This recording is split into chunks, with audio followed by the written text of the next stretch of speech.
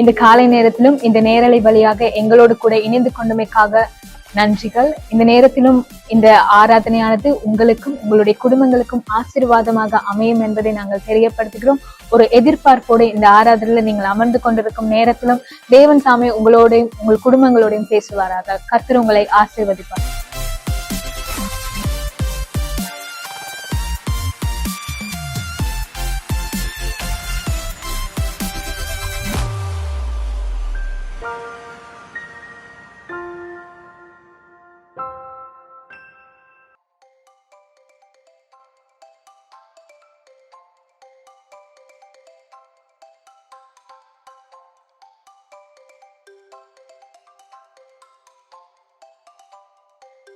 உங்கள் தகப்பனிடம் பிடித்த ஒரு விடயம் என்ன?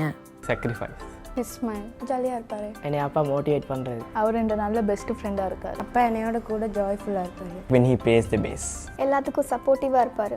யாகி ஹாத்தாவோட கூட கந்தி எங்கள் டேடாவோட வெளியே போகிறது. நல்ல ஃப்ரெண்டாக பழகுவார். உங்கள் தகப்பனோடு மறக்க முடியாத ஒரு தருணம் என்ன?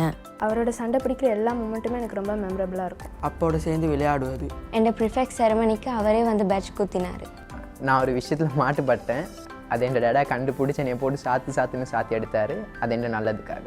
ஒரு அப்ராட் போகல நான் ஒரு ஏர்போர்ட்டில் கடைசியாக பார்த்தது. நாங்கள் அவுட்டிங் போகிறதே ரொம்ப ரேர். அதுலேயும் கூட சில வேளை ட்ரிப் போக சான்ஸ் கிடைக்கும். அதுவே எனக்கு ரொம்ப மெமரபிளான ஒரு டடாவோட சேர்ந்து பாட்டுக்கு பாட்டு பாடி விளையாடும். சர்ப்ரைஸாக ஆர்கன் வாங்கி கொடுத்தாரு. அம்மா திட்டுற நேரம் அப்போ ரொம்ப சப்போர்ட் பண்ணுவார். இப்போ அவர் இல்லை எங்களோட, பட் அவருடைய ஃபர்ஸ்ட் அண்ட் லாஸ்ட் கிஸ் அவர் என்னோட 14th பர்த்டேல எனக்கு கொடுத்தது. உங்கள் தகப்பனுக்காக நீங்கள் ஜெபம் பண்ணும் ஒரு காரியம் என்ன?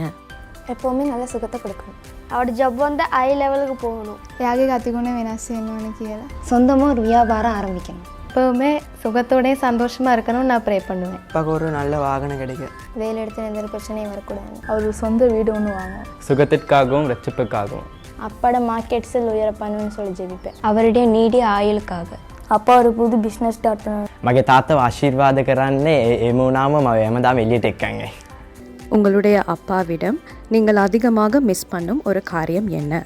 சின்ன வயசில் தோல் மேலே தூக்கி கொண்டு போனதை இப்போ மிஸ் பண்ணேன். நான் கொலைப்படி பண்ணி எங்கள் அம்மா என்னை வந்து உருட்டி அடிக்கிற டைம் வந்து என்னையை காப்பாற்ற யாருமே இருக்க மாட்டாங்க. பட் அப்பா இருந்து அவர் வந்து இல்லை சொல்லுவார், இல்லை அடிக்க வேணாம் அப்படின்னு சொல்லுவார்.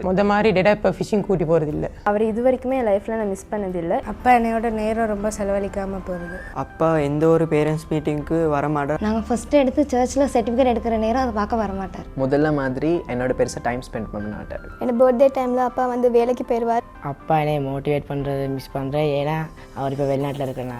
எனக்கு ஹாலிடேஸ் ஆன நேரத்தில் அவர் வேலைக்கு போயிடுவார். அவருடைய ஃபன்னான டாக்ஸ். சபையில் இருக்கும்போது எனக்கு எடுக்கிற எல்லா அச்சீவ்மெண்ட்லையும் எங்கள் அப்பா பார்க்காதனால நான் அவரை மிஸ் பண்ணுறேன்.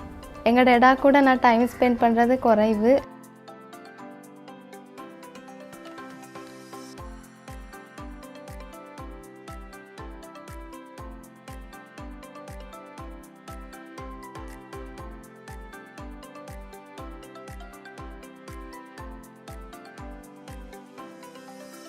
ஹல்லேலூயா சொல்லுவோமா? ஹல்லேலூயா කියමුද? அவருக்கு கடினமான காரியம் ஒன்றுமில்லை என்று வேத வசனம் சொல்லுகிறது. උන්වහන්සේට අමාරුම දෙයක් නැහැ කියලා දෙවියන් වහන්සේගේ වචනේ. ஆங்கிலத்துல ஒரு வார்த்தை சொல்லுவாங்க. ඉංග්‍රීසි භාෂාවෙන් වචනයක් කියනවා. ஈஸி பீசின்னு சொல்லுவாங்க. ඉතා ලේසි දෙයක් කියලා කියනවා. பக்கத்துல அவங்கள பார்த்து சொல்லுங்க, ஈஸி பீசின்னு சொல்லுங்க. ළඟින් එක්කෙනා බලලා කියන්නේ ஈஸி. அப்படினா அவருக்கு இலகுவான ஒரு காரியம். ඒක සුළු දෙයක්. ரொம்ப ஈஸியான ஒரு காரியம். ගොඩාක්ම සුළු දෙයක්. கர்த்தருடைய வசனத்துல நீங்க பார்த்தீங்கன்னா දෙවියන් වහන්සේගේ වචනය ඔබ දැක්කනම් இஸ்ரவேல் ஜனங்கள் வனாந்திரத்துல போகிறதுக்கு முன்பதாக ඉස්රායෙල් ජනතාව කාන්තාරේ යන්නට பார்வோனுடைய இருதயம் கடினமாக காணப்பட்டதாம். පාරාවෝගේ සිත දැඩිව සිටියා. ஆனா ஆண்டவர் என்ன பண்ணினாருன்னா ඒ දෙවියන් වහන්සේ මොනවාද කරේ? பார்வோனும் அவனுடைய சேனையும் கவிழ்த்து போட்டாராம். පාර්වෝන් හා යාගේ සේනාව බිඳලා දැම්මා. ஒரு நொடியில பார்வோனுடைய இருதயத்தை தேவன் கலங்க பண்ணினார். එක බිනතුවකින් පාරාවෝගේ සිත பக்கத்துல வந்து சொல்லுங்க, அது அவருக்கு லேசான ஒரு காரியம். ළඟින් එක්කෙනා බලලා කියන්නේ அது அவருக்கு லேசான ஒரு காரியம். සුළු දෙයක්. கோலியாத் என்ற ஒரு பெலிஸ்தியன் இஸ்ரவேல் ஜனங்களுக்கு சவாலிட்டானா. ගෝලියත් කියන පෙලිස්තිවරු ඉස්රායෙල්ට විරුද්ධව என்னோட யுத்தம் செய்வது யார் என்று சொல்லி මාත් එක්ක යුද්ධය කරන්නේ කවුද කියලා. அவருடைய கண்களுக்கு கோலியாத் கடினமாக காணப்பட்டிருந்தாலும் එයාලගේ දෑත්වලට ගෝලියත් கர்த்தருடைய ஆவி நிறைந்த அந்த தாவீதுக்கு அது ஈஸியாக காணப்பட்டது. දෙවියන් වහන්සේගේ ஆமென். இந்த காலை நேரத்துல ஏன் நான் இதெல்லாம் சொல்லுகிறேனா, ඇයි මේ උදෑසන මේවා කියන්නේ මම? உங்களுடைய மனதுல நிறைய காரியங்கள் ஓடுமா இருக்கும். ඔබගේ සිතේ ගොඩක් දේවල් දැවන්න இது நடக்குமா, இது நடக்காதா, இது முடியுமா, இது முடியாதா என்று சொல்லி, මේක සිදු වෙයිද නැද්ද, මේක කරන්න පුළුවන්ද නැද්ද இந்த කියලා. நோயிலிருந்து எனக்கு சுகம் கிடைக்குமான்னு சொல்லி நீங்க பார்க்கலாம். මේ රෝගීන් මට සුවයක් ලබන්න පුළුවන්ද කියලා ඔයාට සිතන්න உங்களுடைய පුළුවන්. சூழ்நிலையை பார்க்காதபடிக்கு கர்த்தருடைய வசனம் சொல்லுங்க, என்னுடைய தழும்புகளாலே உனக்கு சுகம் உண்டு என்று சொல்லுகிறார். ඔබගේ වාතාවරණය බලන්න නැතුව දෙවියන් වහන්සේගේ වචනේ බලන්න நீங்க கடன் பிரச்சனையில கடன் பாரத்துல நீங்க நெருக்கி கொண்டிருந்தாலும் ඔබ ණය ප්‍රශ්නයේ සිටියා. அந்த சூழ்நிலை நீங்க பார்க்காதபடிக்கு கர்த்தருடைய வசனம் சொல்லுகிறது, ඔබේ වාතාවරණය බලන්න නැතුව දෙවියන් වහන්සේගේ என்னுடைய වචනේ කියන්නේ தரித்திரத்தினாலே நீங்கள் ஐஸ்வர்யமானீர்கள் என்று දෙවියන් වහන්සේ சொல்கிறது. තුල ඔබ ධනවත් වුණා කියා. அதனால இந்த காலை நேரத்துல உங்களிடத்துல ஒரே ஒரு காரியத்தை நான் கேட்கிறேன். මේ උදෑසන වෙලාවේ ඔබගෙන් දෙයක් මම இந்த අහන්න வார்த்தையெல்லாம் சொல்லும் பொழுது எங்களுக்கு உற்சாகமா இருந்தாலும் මේ වචනේ කියනකොට අපි அவரை උත්සාහවත් සිටියා. நம்புவதற்கு உங்களுக்கு தான் அந்த சாய்ஸ் கொடுக்கப்பட்டிருக்கு. දෙවියන් වහන්සේගේ විශ්වාස කරන්න දෙයක් ඔබට அவரை තමයි நீங்க දීලා තියෙන්නේ. விசுவாசிச்சீங்கன்னா இந்த காலை நேரத்துல දෙවියන් වහන්සේ ඔබ විශ්වාස எதெல்லாம் කරොත් මේ எனக்கு උදෑසන முடியாதுன்னு நான் என் பலத்தினால எல்லாமே ட்ரை பண்ணிட்டு எல்லாத்தையும் நான் பெர்ஃபார்ம் பண்ணிட்டேன் ஆண்டவர் என்னால முடியலன்னு நீங்க நினைச்சாலும் ඔබගේ බලයෙන් ඔබ සිතන්න පුළුවන් මම මේ දේ இந்த காலை நேரத்துல சொல்லுகிறார் වුණා කියා. அவரால மட்டுமே මේ முடியும். උදෑසනේ කියන උන්වහන්සේ கரங்களை පමණයි உயர்த்தி ඒක පුළුවන්. கண்களை மூடி நாங்க கர்த்தருடைய சமூகத்துல சொல்லுவோம், ஆண்டவரே இது என்னால முடியல ஆண்டவரே, ஆனா இந்த காலை நேரத்தில் நான் விசுவாசிக்கிறேன். உங்களுடைய விசுவாசத்துல தான் இது உண்டு. நீங்க அவரை நம்பும் பொழுது, நீங்கள் அவரை விசுவாசிக்கும் பொழுதுதான் எதையெல்லாம் கடினமா இருக்கிறதோ அதை எல்லாவற்றையும் தேவன் இலகுபடுத்த வல்லவராய் இருக்கிறார். பார்வோன் அவருடைய கண்களுக்கு கடினமாக தோன்றினாலும் ஒரு நொடியில பார்வோன் இருதயத்தை தேவன் மாற்றினது போல ஒரு நொடியில கர்த்தர் மாற்ற வல்லவராய் දෙවියන් இருக்கிறார். වහන්සේ වෙනස් කරන්න බලවන්තයි. இயேசுவே, எதுவும் இல்ல இயேசப்பா, எதுவும் இல்ல முடியாதது எதுவும் இல்ல. கரங்களை உயர்த்தி சொல்லுவோமா, எதுவும் இல்ல இயேசப்பா, எதுவும் இல்ல முடியாதது எதுவும் இல்ல. இன்னொரு முறை பாடி சொல்லுவோமா, எதுவும் இல்ல இயேசப்பா, எதுவும் இல்ல. உங்களால முடியாதது ஒன்றுமில்லை ஆண்டவரே. இந்த காலை நேரத்துல நான் விசுவாசிக்கிறேன் ஆண்டவரே.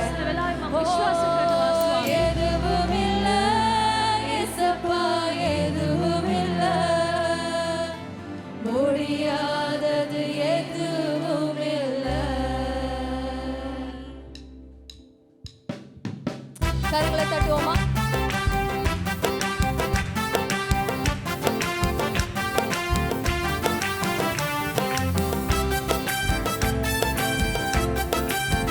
நீங்க கை தட்டணும், அவரால முடியாது என்று சொல்லி அறிக்கையிட்டு கை தட்டணும்.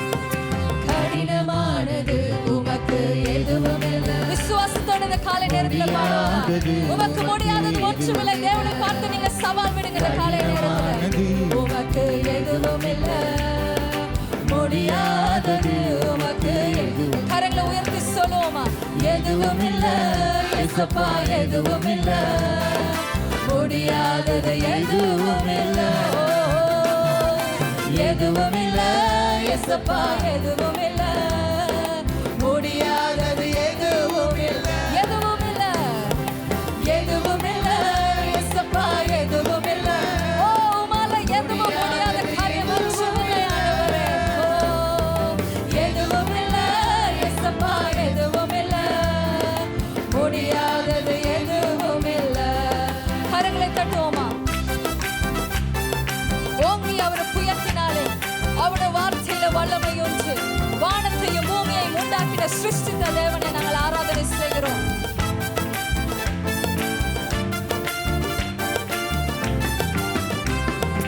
ஓங்கிய உம் புயத்தாலே வான பூமி உண்டாக்கினீ.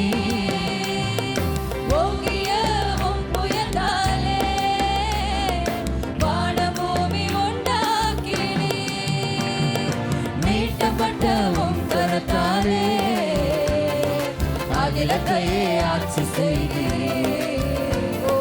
நீட்ட கொண்ட உம் கரத்தாலே அகிலத்தையே ஆட்சி செய்தீர். கரங்களை தட்டி எதுவும் இல்ல ஏசப்பா எதுவும் இல்ல முடியாதது எதுவும் இல்ல எதுவும் இல்ல எதுவும் இல்ல ஏசப்பா எதுவும் இல்ல முடியாதது எதுவும் இல்ல எதுவும் இல்ல எதுவும் இல்ல ஏசப்பா எதுவும் இல்ல அவரால முடியாதது ஒன்றுமில்லை. நீ சகலவற்றையும் அந்த காலத்திலே செய்து முடிக்க வல்லவர். எதுவும் இல்ல முடியாதது எதுவும் இல்ல. கர்த்தருடைய வசனம் சொல்லுகிறது, அவர் இல்லாதவர்களை இருக்கிறதை போல அழைக்கிற தேவனா இருக்கிறாரா? நீங்க கேட்கிற காரியம் இந்த பூமியில இல்லைனாலும் அதை உங்களுக்காக அவர் சிருஷ்டித்த வல்லவரா இருக்கிறார். உம்மாலே செய்ய முடியாத அதிசயங்கள் ஒன்றுமில்ல. உம்மாலே செய்ய முடியாத அதிசயங்கள் ஒன்றுமில்ல. ஆயிரம் ஆயிரம் தலைமுறைக்கு அன்பு காட்டும் Almighty God. ஆயிரம் ஆயிரம் தலைமுறைக்கு அன்பு காட்டும் யாவரும் கரங்களை உற்சாகமாய் தட்டி எதுவும் இல்ல ஏசப்பா எதுவும் இல்ல முடியாதது எதுவும் இல்ல எதுவும் இல்ல ஏசப்பா எதுவும் இல்ல முடியாதது எதுவும் இல்ல எதுவும் இல்ல ஏசப்பா எதுவும் இல்ல முடியாதது எதுவும் இல்ல எதுவும் இல்ல ஏசப்பா எதுவும் இல்ல முடியாதது எதுவும் இல்ல. யோசேன் அவர் பெரிய வல்லவராயிருக்கிறார். உங்களை குறித்து வைத்திருக்கிற அவர் திட்டமா பெரிதான யோசனையா இருக்கிறது. விசுவாசத்தோடு அவரை பார்த்து பாடுவோமா?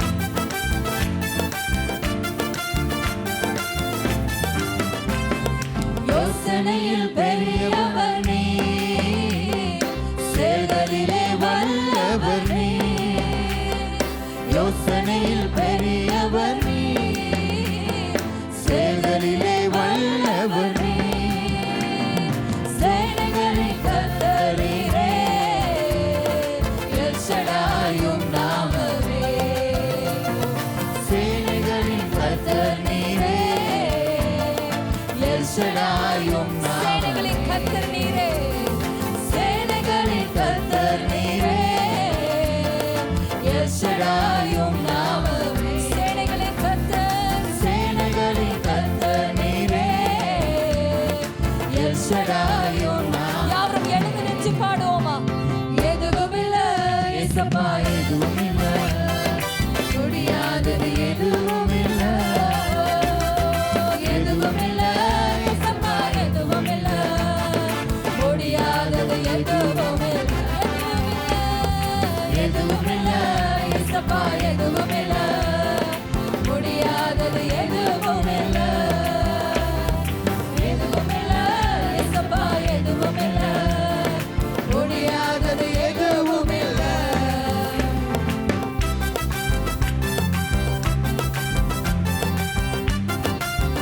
அவரால் கூடாத காரியம் ஒன்றுமில்லை.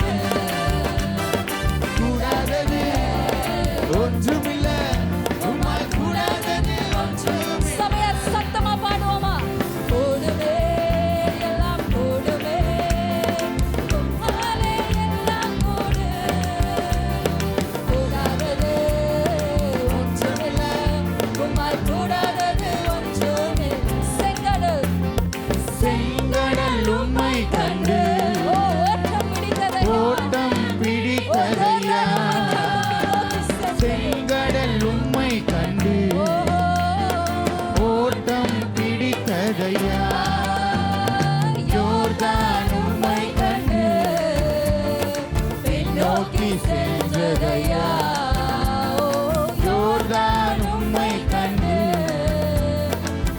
நோக்கி சென்றதையா கூடுமே எல்லாம் கூடுமே ஓ கூடுமே எல்லாம் கூடுமே கூடுமே எல்லாம் கூடுமே கூடுமே எல்லாம் சத்தமா சொல்லுங்க கூடுமே கூடுமே எல்லாம் கூடுமே கூடுமே எல்லாம் கூடுமே ஓ உம்மாலே எல்லாம்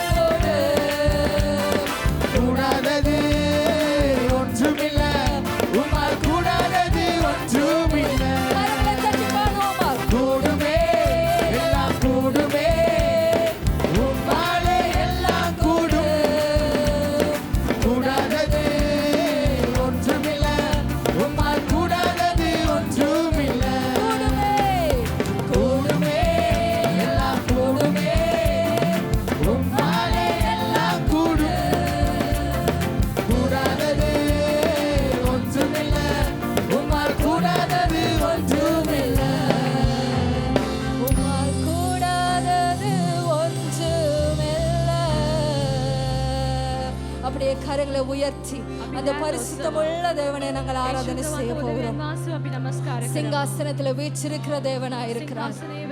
அவர் ஒருபோதும் எங்களை மறப்பதில்லை. அவரை ஆராதனை செய்வதற்காக பரிசுத்தமுள்ள தேவனை நாங்கள் ஆராதனை செய்ய வந்திருக்கிறோம். அவர் எல்லாவற்றையும் அவர் அறிந்த தேவனாய் இருக்கிறார். அவருக்கே அந்த துதி, அவருக்கே அந்த கணம், அவருக்கே அந்த மகிமையை செலுத்துவோமா? அவர் சொல்லியிருக்கிறார், அவருடைய நாமத்தை யாருக்கும் நான் கொடுக்க மாட்டேன், என்னுடைய துதியையும் மகிமையும் நான் யாருக்கும் கொடேன் என்று சொல்லுகிறார். அவ்வளவு வைராக்கியம் நிறைந்த தேவனை நாங்கள் ஆராதனை செய்கிறோம். உங்களுடைய துதிகள் அவருக்கு நேராக ஏறப்படட்டும். ஆவியானவரே நன்றி செலுத்துகிறோம். துதிகளை உம்முடைய சமூகத்திலே செலுத்துகிறோம் ஆண்டவரே. துதிகளை உம்முடைய சமூகத்தில் நாங்கள் செலுத்துகிறோம் ஆண்டவரே. நீர் நல்லவர், நீர் நல்லவராய் இருக்கிறவர். ஓ எங்களுடைய நாவினாலே உம்மை துதிக்கிறோம் ஆண்டவரே. எங்களுடைய நாவினாலே உம்மை போற்றுகிறோம் ஆண்டவரே. எல்லாவற்றுக்கும் மேன்மையுடைய தேவனாய் இருக்கிறவர். பரிசுத்தரே உமக்கு நன்றி. ஆவியானவரே ஸ்தோத்திரம்.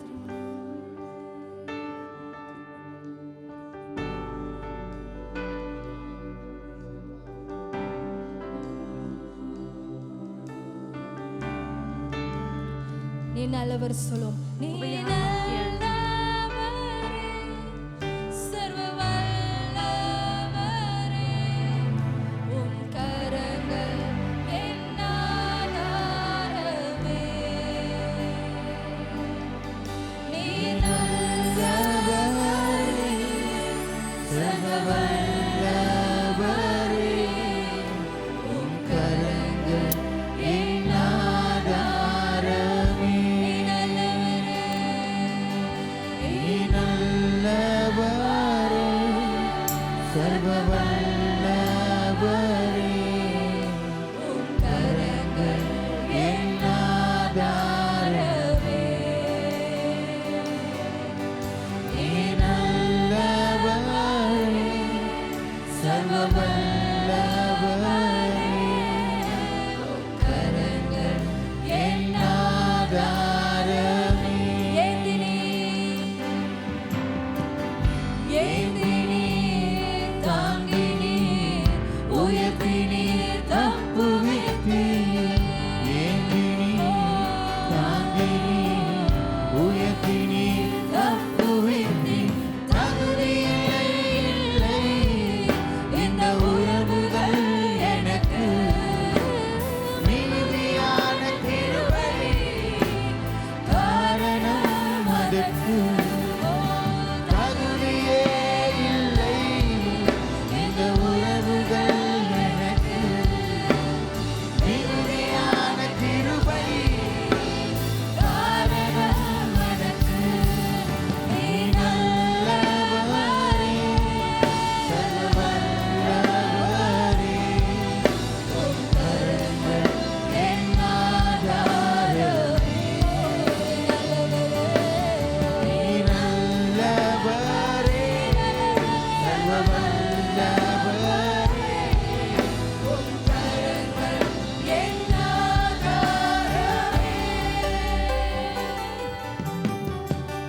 துவங்கியதை முடிப்பீரே இறுதி வரை உடனிருப்பீரே துவங்கியதை முடிப்பீரே இறுதி வரை உடனிருப்பீரே தடைகள் வந்தாலும் உன் தரிசனம் நிற்குமே தாமதமானாலும் அது நன்மையாய் முடியுமே தடைகள் வந்தாலும் உன் தரிசனம் நிற்குமே ஓ தாமதமானாலும் அது நன்மையாய் இரு கரங்களை உயர்த்தி சொல்லுவோமா நீ நல்லவரே சர்வ வல்லவரே உம் கரங்கள் என் ஆதாரமே. ஓ, நீ நல்லவரே.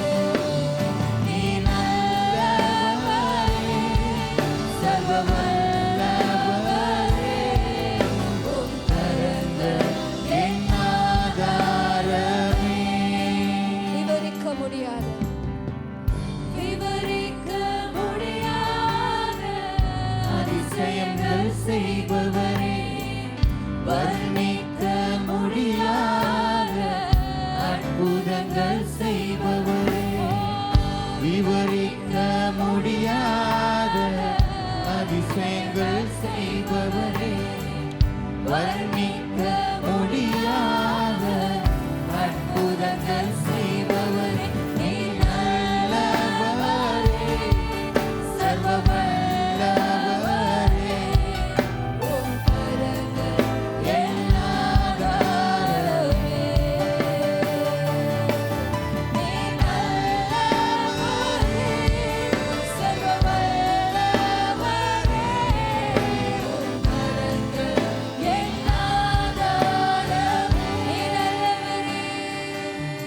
நீ நல்லவரே சர்வ வல்லவரே உம் கரங்கள் என் ஆதாரமே நீ நல்லவரே சர்வ வல்லவரே உம் கரங்கள் என் ஆதாரமே நீ நல்லவர் ஓ உம்முடைய கரங்கள் என் ஆதாரமாயிருக்கிறது ஓ நீ நல்லவர் என்று மட்டுமே நான் அறியேன் நீ தீமை செய்கிற தேவன் அல்ல நீர் எனக்கு நன்மை செய்கிற தேவன் ஓ உம் கரங்கள் எனக்கு நன்மை செய்யுமே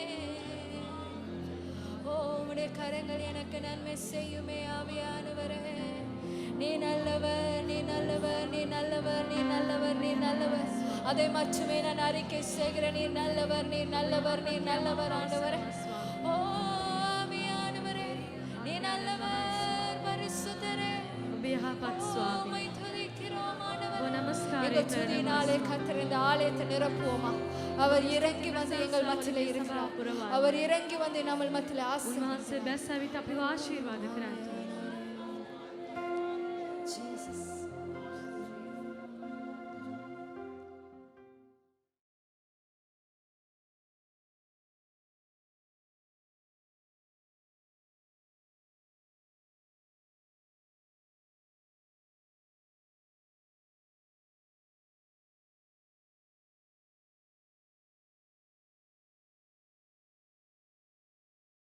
இந்த காலை நேரத்திலும் கூடி வந்திருக்கிற அனைவரையும் இயேசுவின் உன்னத அன்பான நாமத்தில் நான் வாழ்த்தி வரவேற்கிறேன். මේ උදෑසන නමස්කාරයට පැමිණියා ඔබ සියලු දෙනාට යේසුස් ක්‍රිස්තුස් වහන්සේගේ නාමයෙන් සුබ පතා කැඳවන්නෙමු. எங்கள் மத்தியிலே நீங்கள் புதிதாய் வந்திருந்தீர்கள் என்றால் விசேஷமாய் உங்களை நாங்கள் வாழ்த்துகிறோம். අප අතර මැද ඔබ අලුතින් පැමිණියා නම් ඔබටත් සුබ පැතුම්.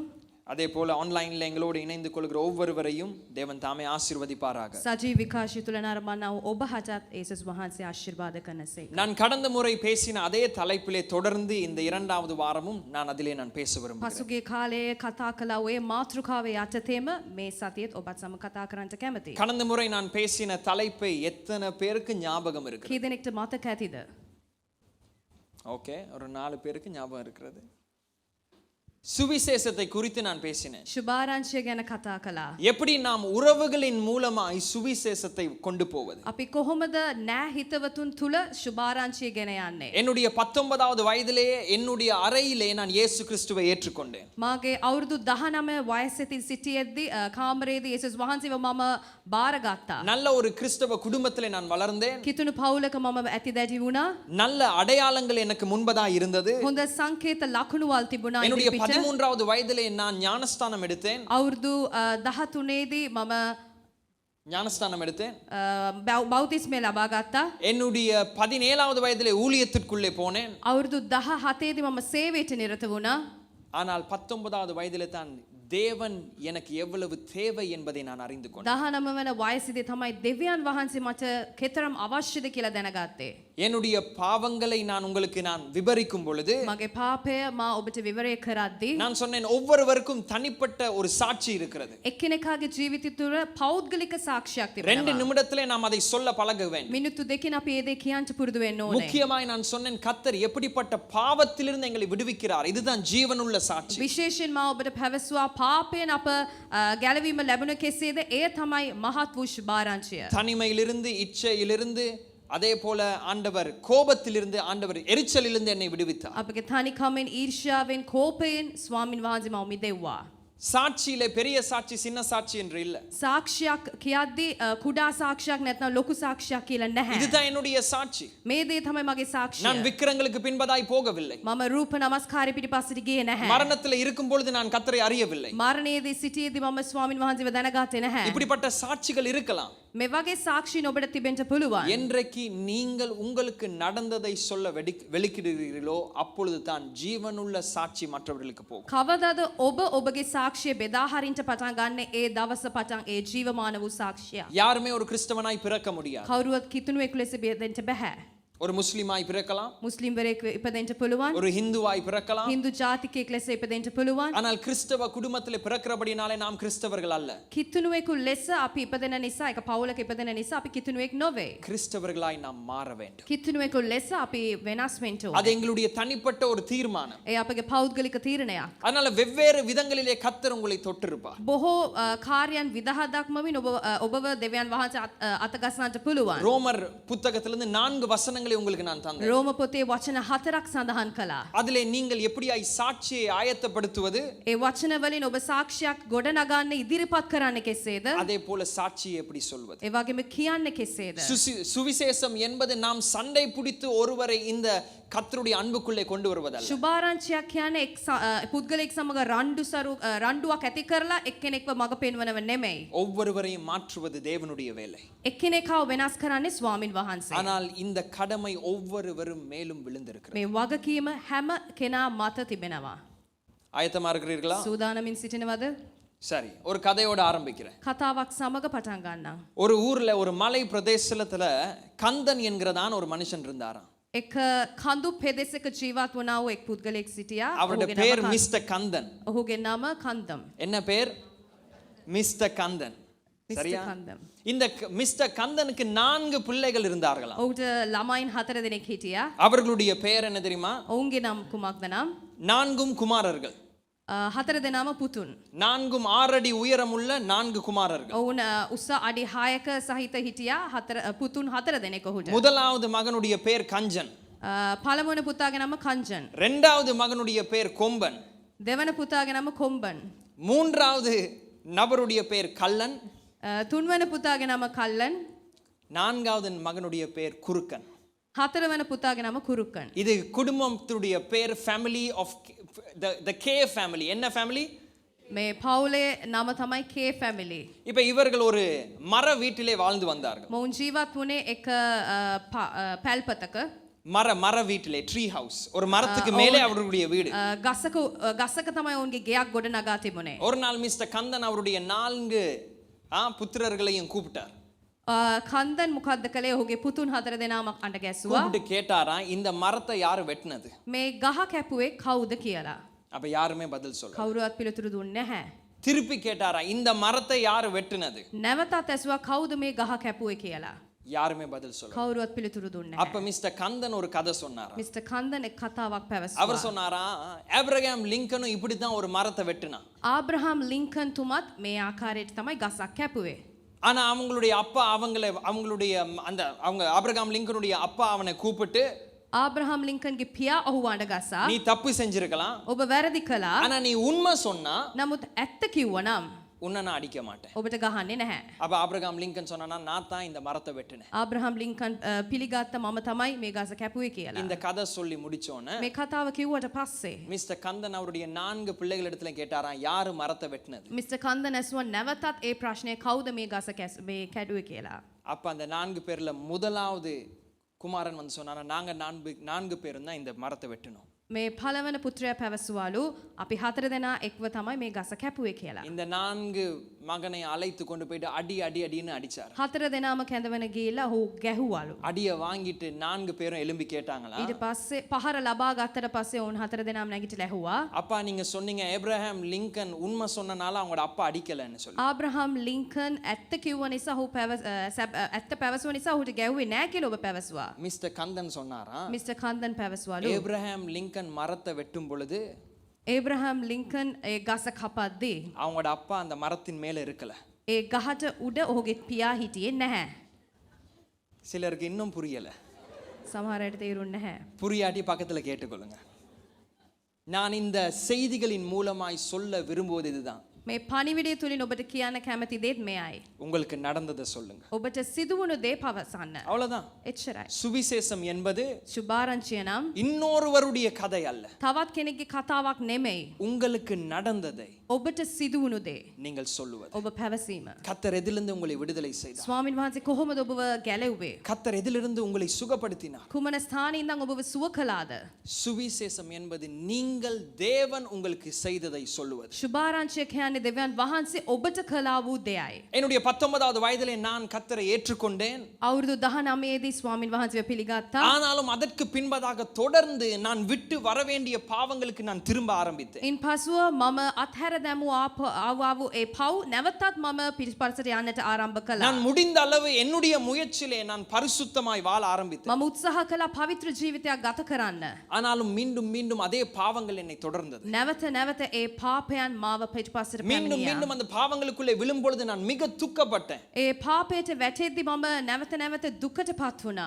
ஆனால் வேதத்தை வாசிக்க දේව වචනය කියවන්න கர்த்தருடைய வெளிச்சம் என்னிடத்திலே வந்தது. උන්වහන්සේගේ ආලෝකය පැමිණියා. சத்தியம் என்பது வெளிச்சம் தெரியுமா? සත්‍යතාවය කියන්නේ ආලෝකයයි. சத்தியம் என்பது வெளிச்சம். සත්‍යතාවය නම් ආලෝකයයි. என்றைக்கு கர்த்தருடைய புரிந்து கொள்ளுதல் கர்த்தர் என்ன செய்ய விரும்புகிறார் என்பதை அறிந்து கொள்கிறோமோ அப்பொழுது எங்களுடைய வாழ்க்கை உயர்த்தப்படும். ස්වාමින් වහන්සේ කුමක්ද කරන්ට යන්නේ කියනව අරුත අපිට තිබෙනවා නම් අපි උන්වහන්සේගේ තුලින් අපි දැනගන්නවා. வேதம் சொல்றது எழுந்து பிரகாசி உன் நேரம் அல்ல உன் ஒளி வந்தது.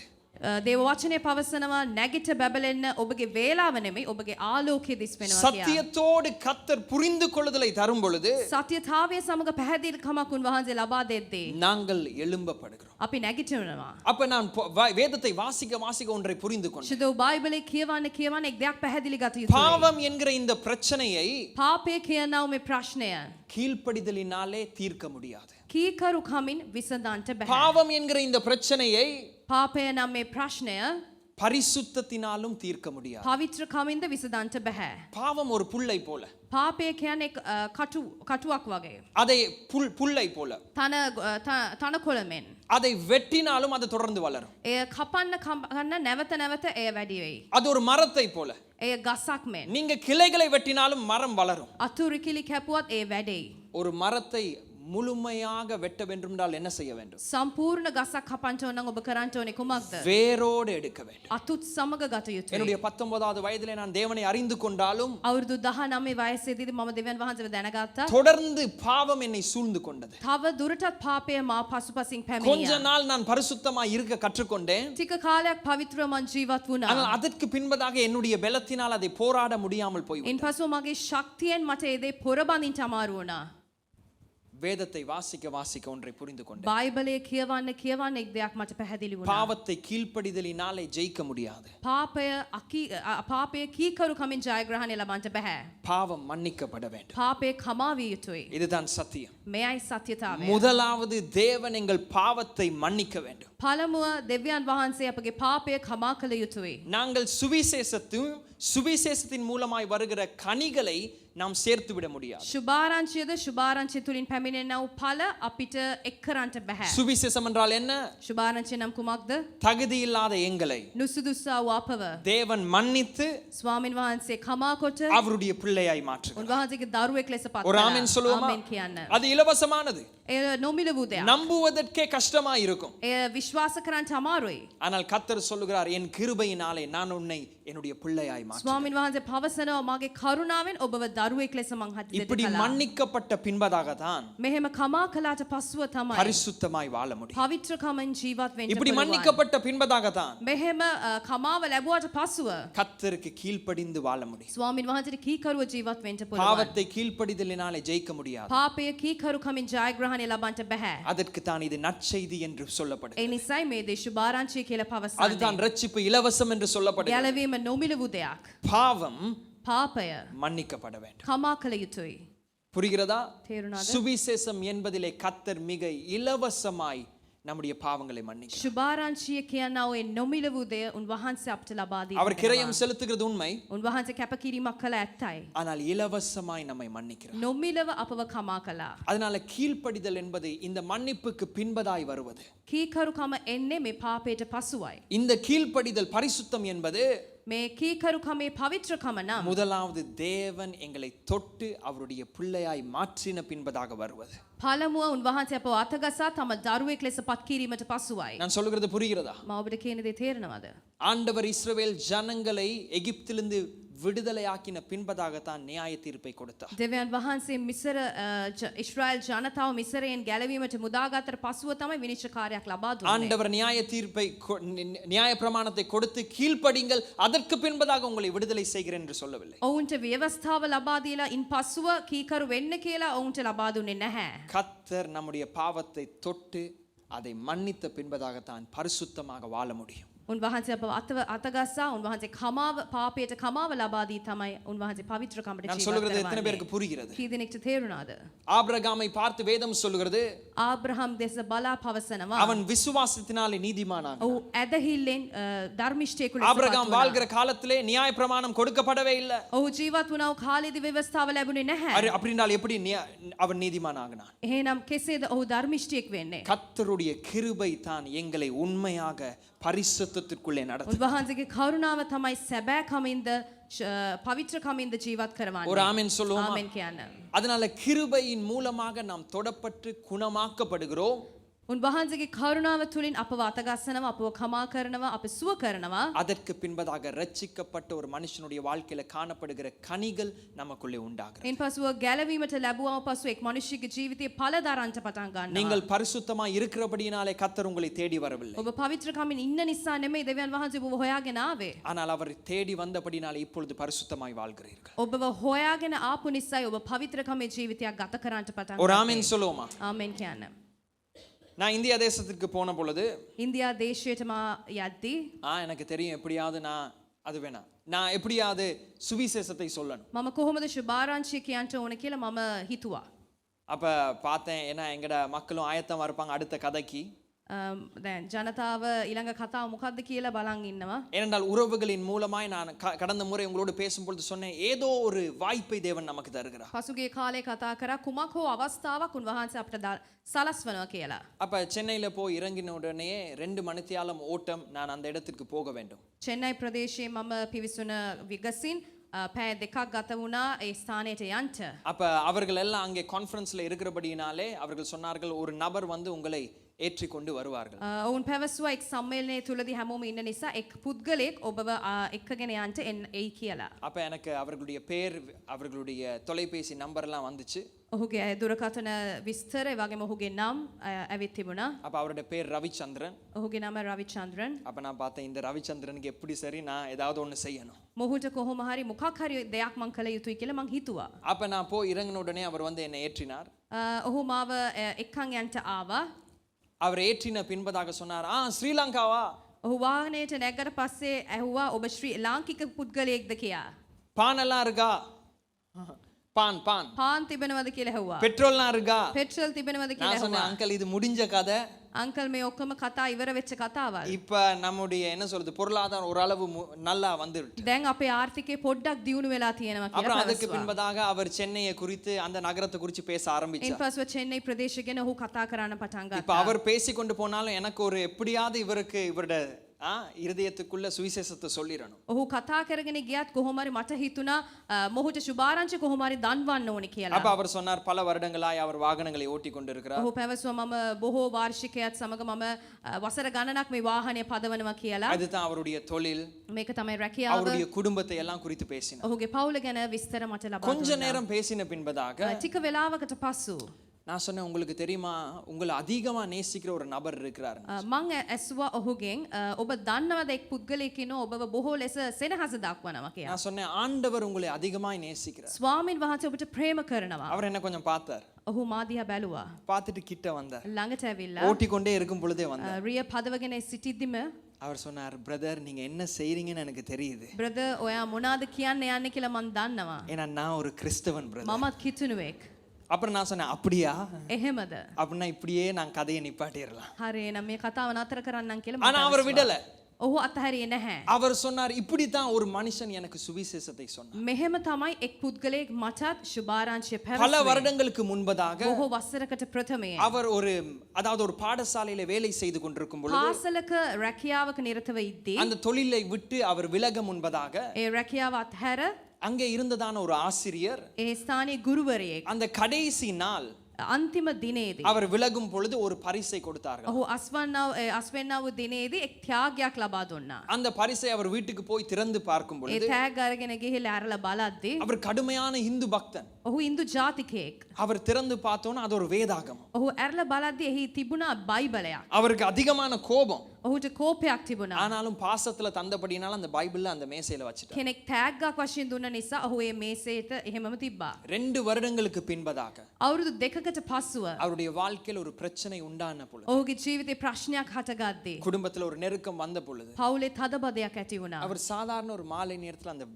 வேதாகமத்தை திறந்து வாசித்தார். සාමාන්‍ය එක් සවස් වේලාවක ඔහු අරගත්ත ඒ බයිබලය අරගෙන කියෙව්වා. அதற்கு பின்பதாக கர்த்தருடைய ஆவியானவர் அவருடைய இருதயத்திலே செயல்பட்டார். ශුද්ධාත්මයාණන් වහන්සේ ඉන්පසු ඔහුගේ සිත තුළ ක්‍රියා කරන්නට இது ආරම්භ කළා. என்னதான் நடக்குது? මෙහිදී සිදුවෙන්නේ කුමක්ද? ஒரு சபைக்கு போய் பார்க்கலாம் என்று சொல்லி ஒரு சபைக்கு போனார். එක් සභාවකට ගොස් මොකද්ද වෙන්නේ කියලා බලන්න ඔහු ගියා. கவனிங்க, உலகம் முழுவதும் சுவிசேஷம் உறவுகளினாலே படர்ந்து கொண்டு போகும். ලෝකය පුරාවටම සුභාරංචිය ව්‍යාප්ත වීගෙන තිබෙනවා නෑ හිතවතුන් තුළ. ஒரு வேதாகமத்தை கொடுப்பது ஒரு விதையை போல. එක් බයිබලයක් ලබා දෙන්න කියන්නේ එක බීජයක් වගේ. அதை அனுப்பிடுங்க உள்ளுக்கு. එය යවන්න කොහොම හරි ඇතුළත. அது ஒரு நாள் அதோட வேலையை செய்யும். ඒක ක්‍රියා කරයි කවදා හෝ දවසක. ஒரு ஆமென் சொல்லுவோமா? ආමෙන් කියන්න. அதாவது வேதம் சொல்லுகிற இந்த பிரின்சிபல், இந்த நியமனம் நமக்கு நன்றாய் தெரியும். මෙම නීතිය අපි දන්නව හොඳටම කොහොමද කියලා. விதைக்கிற இடத்துல தான் நமக்கு என்ன கிடைக்குமா? වපුරන්නා වූ ස්ථානේ කුමක්ද ලැබෙන්නේ? நமக்கு பலன் கிடைக்கும். අපිට ඵලය ලැබෙනවා. நமக்கு தெரியும் ஆத்தும ஆதாயம் ஒரு அறுவடையை போல. ආත්මයන් දිනා ගැනීම කියන්නේ අපිට වැපිරීමක්. யாரெல்லாம் விதைக்கிறீர்களோ කවුද වැපුරන්නේ? நீங்கள் ஆத்துமாக்களை அறுவடையாய் ඔවුන්ට ආත්මයන් දිනන්ට ලබයි. விதைக்காமல் நாம் அறுவடையை பெற்றுக்கொள்ள முடியும். වපුරන්නේ නැතුව කිසිම දෙයක් අපිට ලැබෙන්නේ නැහැ. படிக்காமல் நாம நல்ல புள்ளிகளை வாங்க முடியாது. සමහර විට අධ්‍යාපනය නොහදරා අපිට කිසිම ලකුණක් ලැබෙන්නේ வேலை නැහැ. ஸ்தலத்தில் அதிகமாய் பிரயாசப்பட்டு வேலை செய்யாவிட்டால் நாம் உயர்வுகளை எதிர்பார்க்க முடியாது. රැකියා ස්ථානයේදී වෙහෙස මහන්සිව වැඩ කළේ නැත්නම් අපිට උසස් වීමක් නැහැ. இந்த நியமனம் மற்ற எல்லா இடங்களிலும் நமக்கு தெரியும். මේ නීතිය හැම ස්ථානවලදී අපි හොඳට දන්නවා. இந்த காலை நேரத்தில் அதை சுவிசேஷத்திலும் ஆத்தும ஆதாயத்திலும் போடுங்க. මේ උදෑසන මොහොතේ ඒ සුභාරංචියටත් ආත්ම දිනන්ටත් එය දමන්න. விதைக்கிற இடங்களில் எல்லாம் கர்த்தர் அறுவடையை தருவார். වපුරන්නා වූ ස්ථානයේදී උන්වහන්සේ අස්වැන්න ලබා දෙයි. ஒரு ஆமென் சொல்லுவோமா? ආමෙන්. எங்களுக்கு அறுவடை விருப்பம். අපිට අස්වැන්න කැමති. இப்படி தான் நான் அநேகரை கொண்டு வரணும்னு எனக்கு விருப்பம் இருக்கு. මෙහෙම තමයි බොහෝ අයව ගෙන ආ යුතුයි කියලා කැමැත්තක් அநேகருக்கு තිබෙනවා. சுவிசேஷத்தை சொல்ல வேண்டும் என்கிற விருப்பம் இருக்கிறது. සුභාරංචි බොහෝ අයට පැවසිය යුතුයි කියලා ආශාවක් තිබෙනවා. அது எல்லாரும் விருப்பப்படுகிறோம். හැමෝටම කැමති තමයි. ஆனால் அந்த விருப்பத்திற்குள்ள யாரு கடந்து போவார்கள் தெரியுமா? ඒ කැමැත්ත තුල යන්නේ කවුද? விதைக்கிறவர்கள். වපුරන්නන්. விதைக்கிறவர்கள். වපුරන්නන්. அது எங்களுடைய வேலை. ඒ අපේ වැඩ. எங்களுக்கு தெரியும் படிக்காமல் நம்ம புள்ளிகள் வாங்கவே முடியாது. අපිට ඉගෙන ගන්න නැතුව ලකුණු ගන්නට බෑ. வேலை அதாவது ஒழுங்காக செய்யாமல் உயர்வு வரவே வராது. වෙහෙස මහන්සියක් නොදරවා අපිට රැකියාව තුල උසස් වීමක් එන්නේ නැහැ. விதைக்காமல் ஒரு நாளும் நாம் அறுவடையை பெற்றுக்கொள்ள முடியாது. වපුරන්න නැතුව කවදාවත් අපිට අස්වැන්නක් ලැබෙන්නේ නැහැ. உங்களுக்கு நடந்தது. ඔබට සිදුවුණු දේ வேற யாருடைய சாட்சி அல்ல. වෙන කාගේවත් சாட்சிයක් නෙමෙයි. 2 நிமிடத்துல மிக தெளிவாக அழகாக நீங்கள் அதை ஆயத்தப்படுத்திக் கொள்ள வேண்டும். මිනිත්තු දෙකකින් ඒ සුභාරංචිය නැත්නම් සාක්ෂිය පවසන්නට ඔබ සූදානම් විය යුතුයි. கர்த்தர் என்னை இதிலிருந்து விடுவித்தார். ස්වාමීන් වහන්සේ මෙයින් මාව ගැලෙව්වා. கர்த்தர் பாவத்திலிருந்து என்னை விடுவித்தார். පාපයෙන් මාව මිදෙව්වා. அதை சொல்ல சொல்ல மெதுமெதுவாக அதிலே சிறப்பாய் அதை சொல்லுவதற்கு கர்த்தர் கற்றுத் தருவார். ඒ පවසන්න විශිෂ්ට ලෙස උන්වහන්සේ උගන්වයි. புரிகிறதா? තේරුණාද? அதனால விதைக்கிறவர்கள் மாத்திரமே වපුරන්නන් පමණයි நாம் அறுப்போம். අස්වැන්න ලබා ගන්නේ.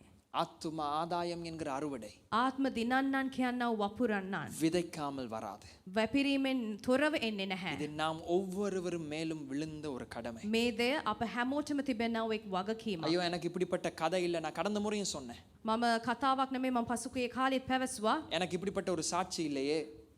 இப்படிப்பட்ட ஒரு சாட்சி මේ වගේ இல்லையே. සාක්ෂියක් මට නැහැනේ. எனக்கு சிறப்பான அவர்களுடைய சாட்சியை போல இல்லையே. ඔවුන් වගේ විශිෂ්ට සාක්ෂියක් මට නැහැනේ. உங்களுக்கு நடந்ததை சொல்லுங்க. ඔබට සිදුවුණු දේ ඔබ කියන්න. அவ்வளவுதான். එච්චරයි. பாவம் என்கிறதுக்கு கர்த்தர் மாத்திரமே தீர்வு வைத்திருக்கிறார். පාපයට තීරණයක් ලබා දෙන උන්වහන්සේ පමණයි. ஒரு ஆமென் சொல்லுவோமா? ආමෙන් කියන්න. சரி, இந்த காலை நேரத்துல நான் பேச விரும்புகிற காரியம், මම කතා කරන්න කැමති වූ දේ කුමක්ද இந்த නම් சுவிசேஷமானது உறவோடு நிறுத்தப்படுவதல்ல. මේ සුභාරංචිය නෑදෑ හිතවතුන් තුල පමණක් නතර කරනව නෙවෙයි. கர்த்தருடைய இந்த நற்செய்தி මේ සුභාරංචිය உறவின் மூலமாய் ஊருக்குள்ளே போக வேண்டும். නෑ හිතවතුන් ලවා ගම්මානයටත් ගමන් කිරීමයි. நான் கர்த்தருடைய வார்த்தையை வாசிக்க මේ වචනය කියවන්ට நான் ஒன்றை புரிந்து கொண்டேன். එක් දෙයක් පැහැදිලිව முதலாவது அறிந்து கொண்டேன், පළමුව මම තේරුම් ගත්තා. பாவத்தை கீழ்ப்படிதலினாலே ஜெயிக்க முடியாது. පාපය කීකරු කමින් ජයග්‍රහණය කරන්නට බෑ.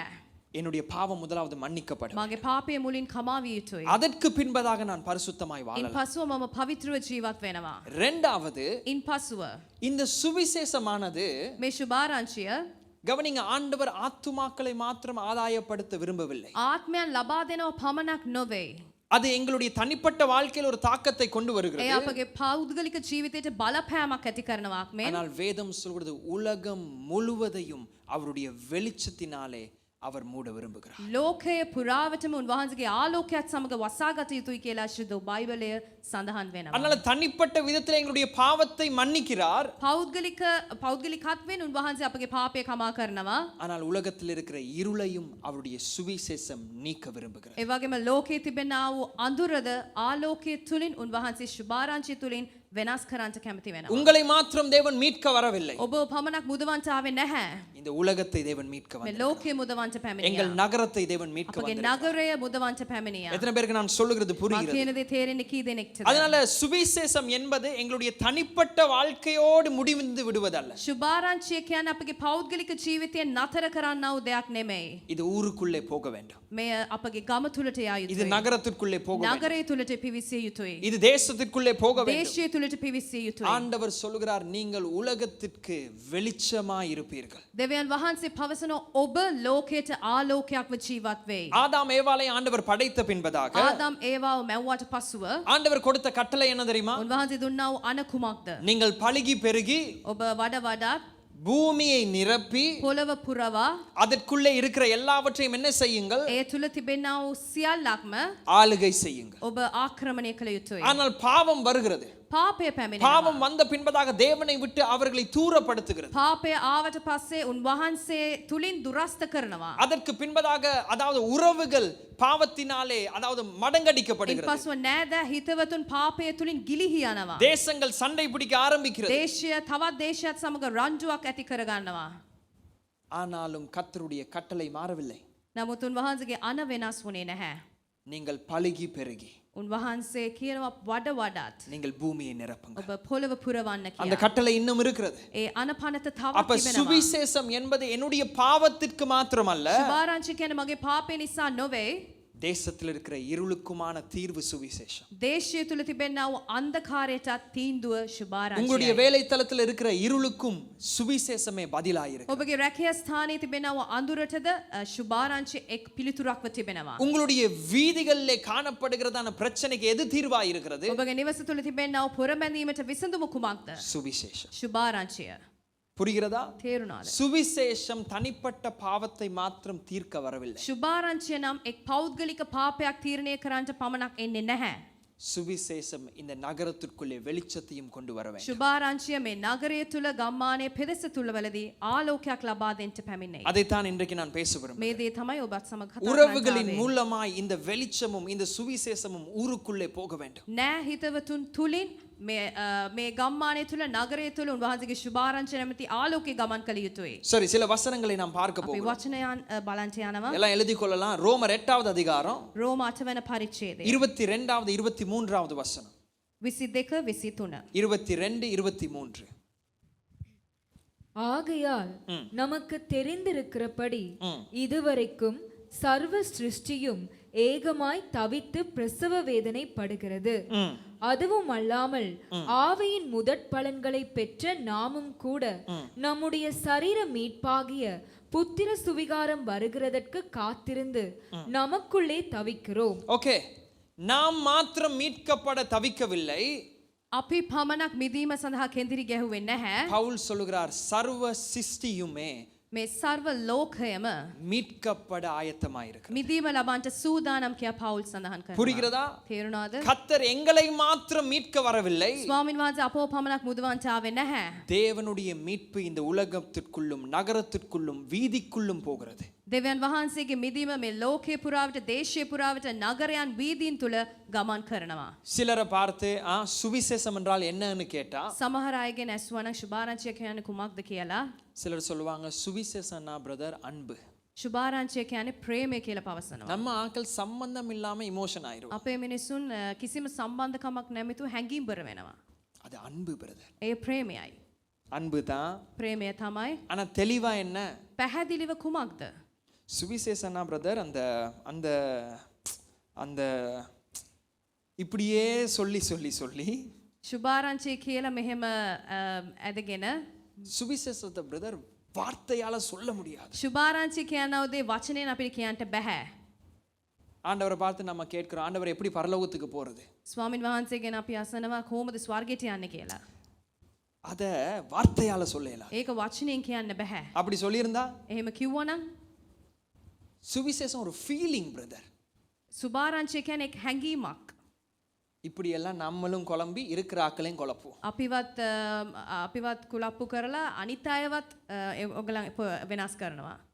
சுவிசேஷம் என்பது மனம் திரும்பி விசுவாசி. සුභාරංචිය කියන්නේ මනස්ථාපනයේ වී සිත් වෙනස් වී කෙනෙක්ට ලබා දෙන්නව පණිවිඩයයි. மனம் திரும்பி விசுவாசி. සිත් හැරි විශ්වාසය කළ යුතුයි. இவ்வளவுதான். මෙච්චරයි. சுவிசேஷம் என்றால் என்ன? සුභාරංචිය කියන්නේ කුමක්ද? கவனிங்க, நன்றாய் கவனிங்க. சுவிசேஷம் என்றால் என்ன? සුභාරංචිය කියන්නේ කුමක්ද? இயேசு கிறிஸ்து යේසුස් ක්‍රිස්තුස් වහන්සේ பிதாவாகிய தேவன் மனுஷ ரூபம் எடுத்து கிறிஸ்துவின் மூலமாய் வந்து පියාණන් වහන්සේ මිනිසෙකුගේ රූපයක් අරගෙන ක්‍රිස්තුස් වහන්සේ තුලින් පැමිණ நாம் வாழ வேண்டிய வாழ்க்கையை வாழ்ந்து අප ජීවත් වන්නා වූ ජීවිතයක් ගතකොට நாம் மரிக்க வேண்டிய இடத்திலே மரித்து අපි මැරෙන්න ඕන වන්නා වූ ස්ථානයේ මැරි மூன்றாவது நாள் அவர் உயிரோடு எழுந்தபடியினாலே තුන්වන දා උන්වහන්සේ උත්ථාපනය වී அவர் தேவனுடைய குமாரன் என்று நிரூபித்து උන්වහන්සේ දෙවියන් වහන්සේගේ පුත්‍රයාණන් වහන්සේ என் කියා பாவங்களை எல்லாவற்றையும் மன்னித்து මාගේ පාපයන් සියල්ලක්ම කමා කොට எனக்கு நித்திய ஜீவன் தருகிறார். මට සදාතනික ජීවිතය ලබා දුන්නා. இதுதான் சுவிசேஷம். මෙයයි සුභාරංචිය. இதுதான் சுவிசேஷம். මෙයයි සුභාරංචිය.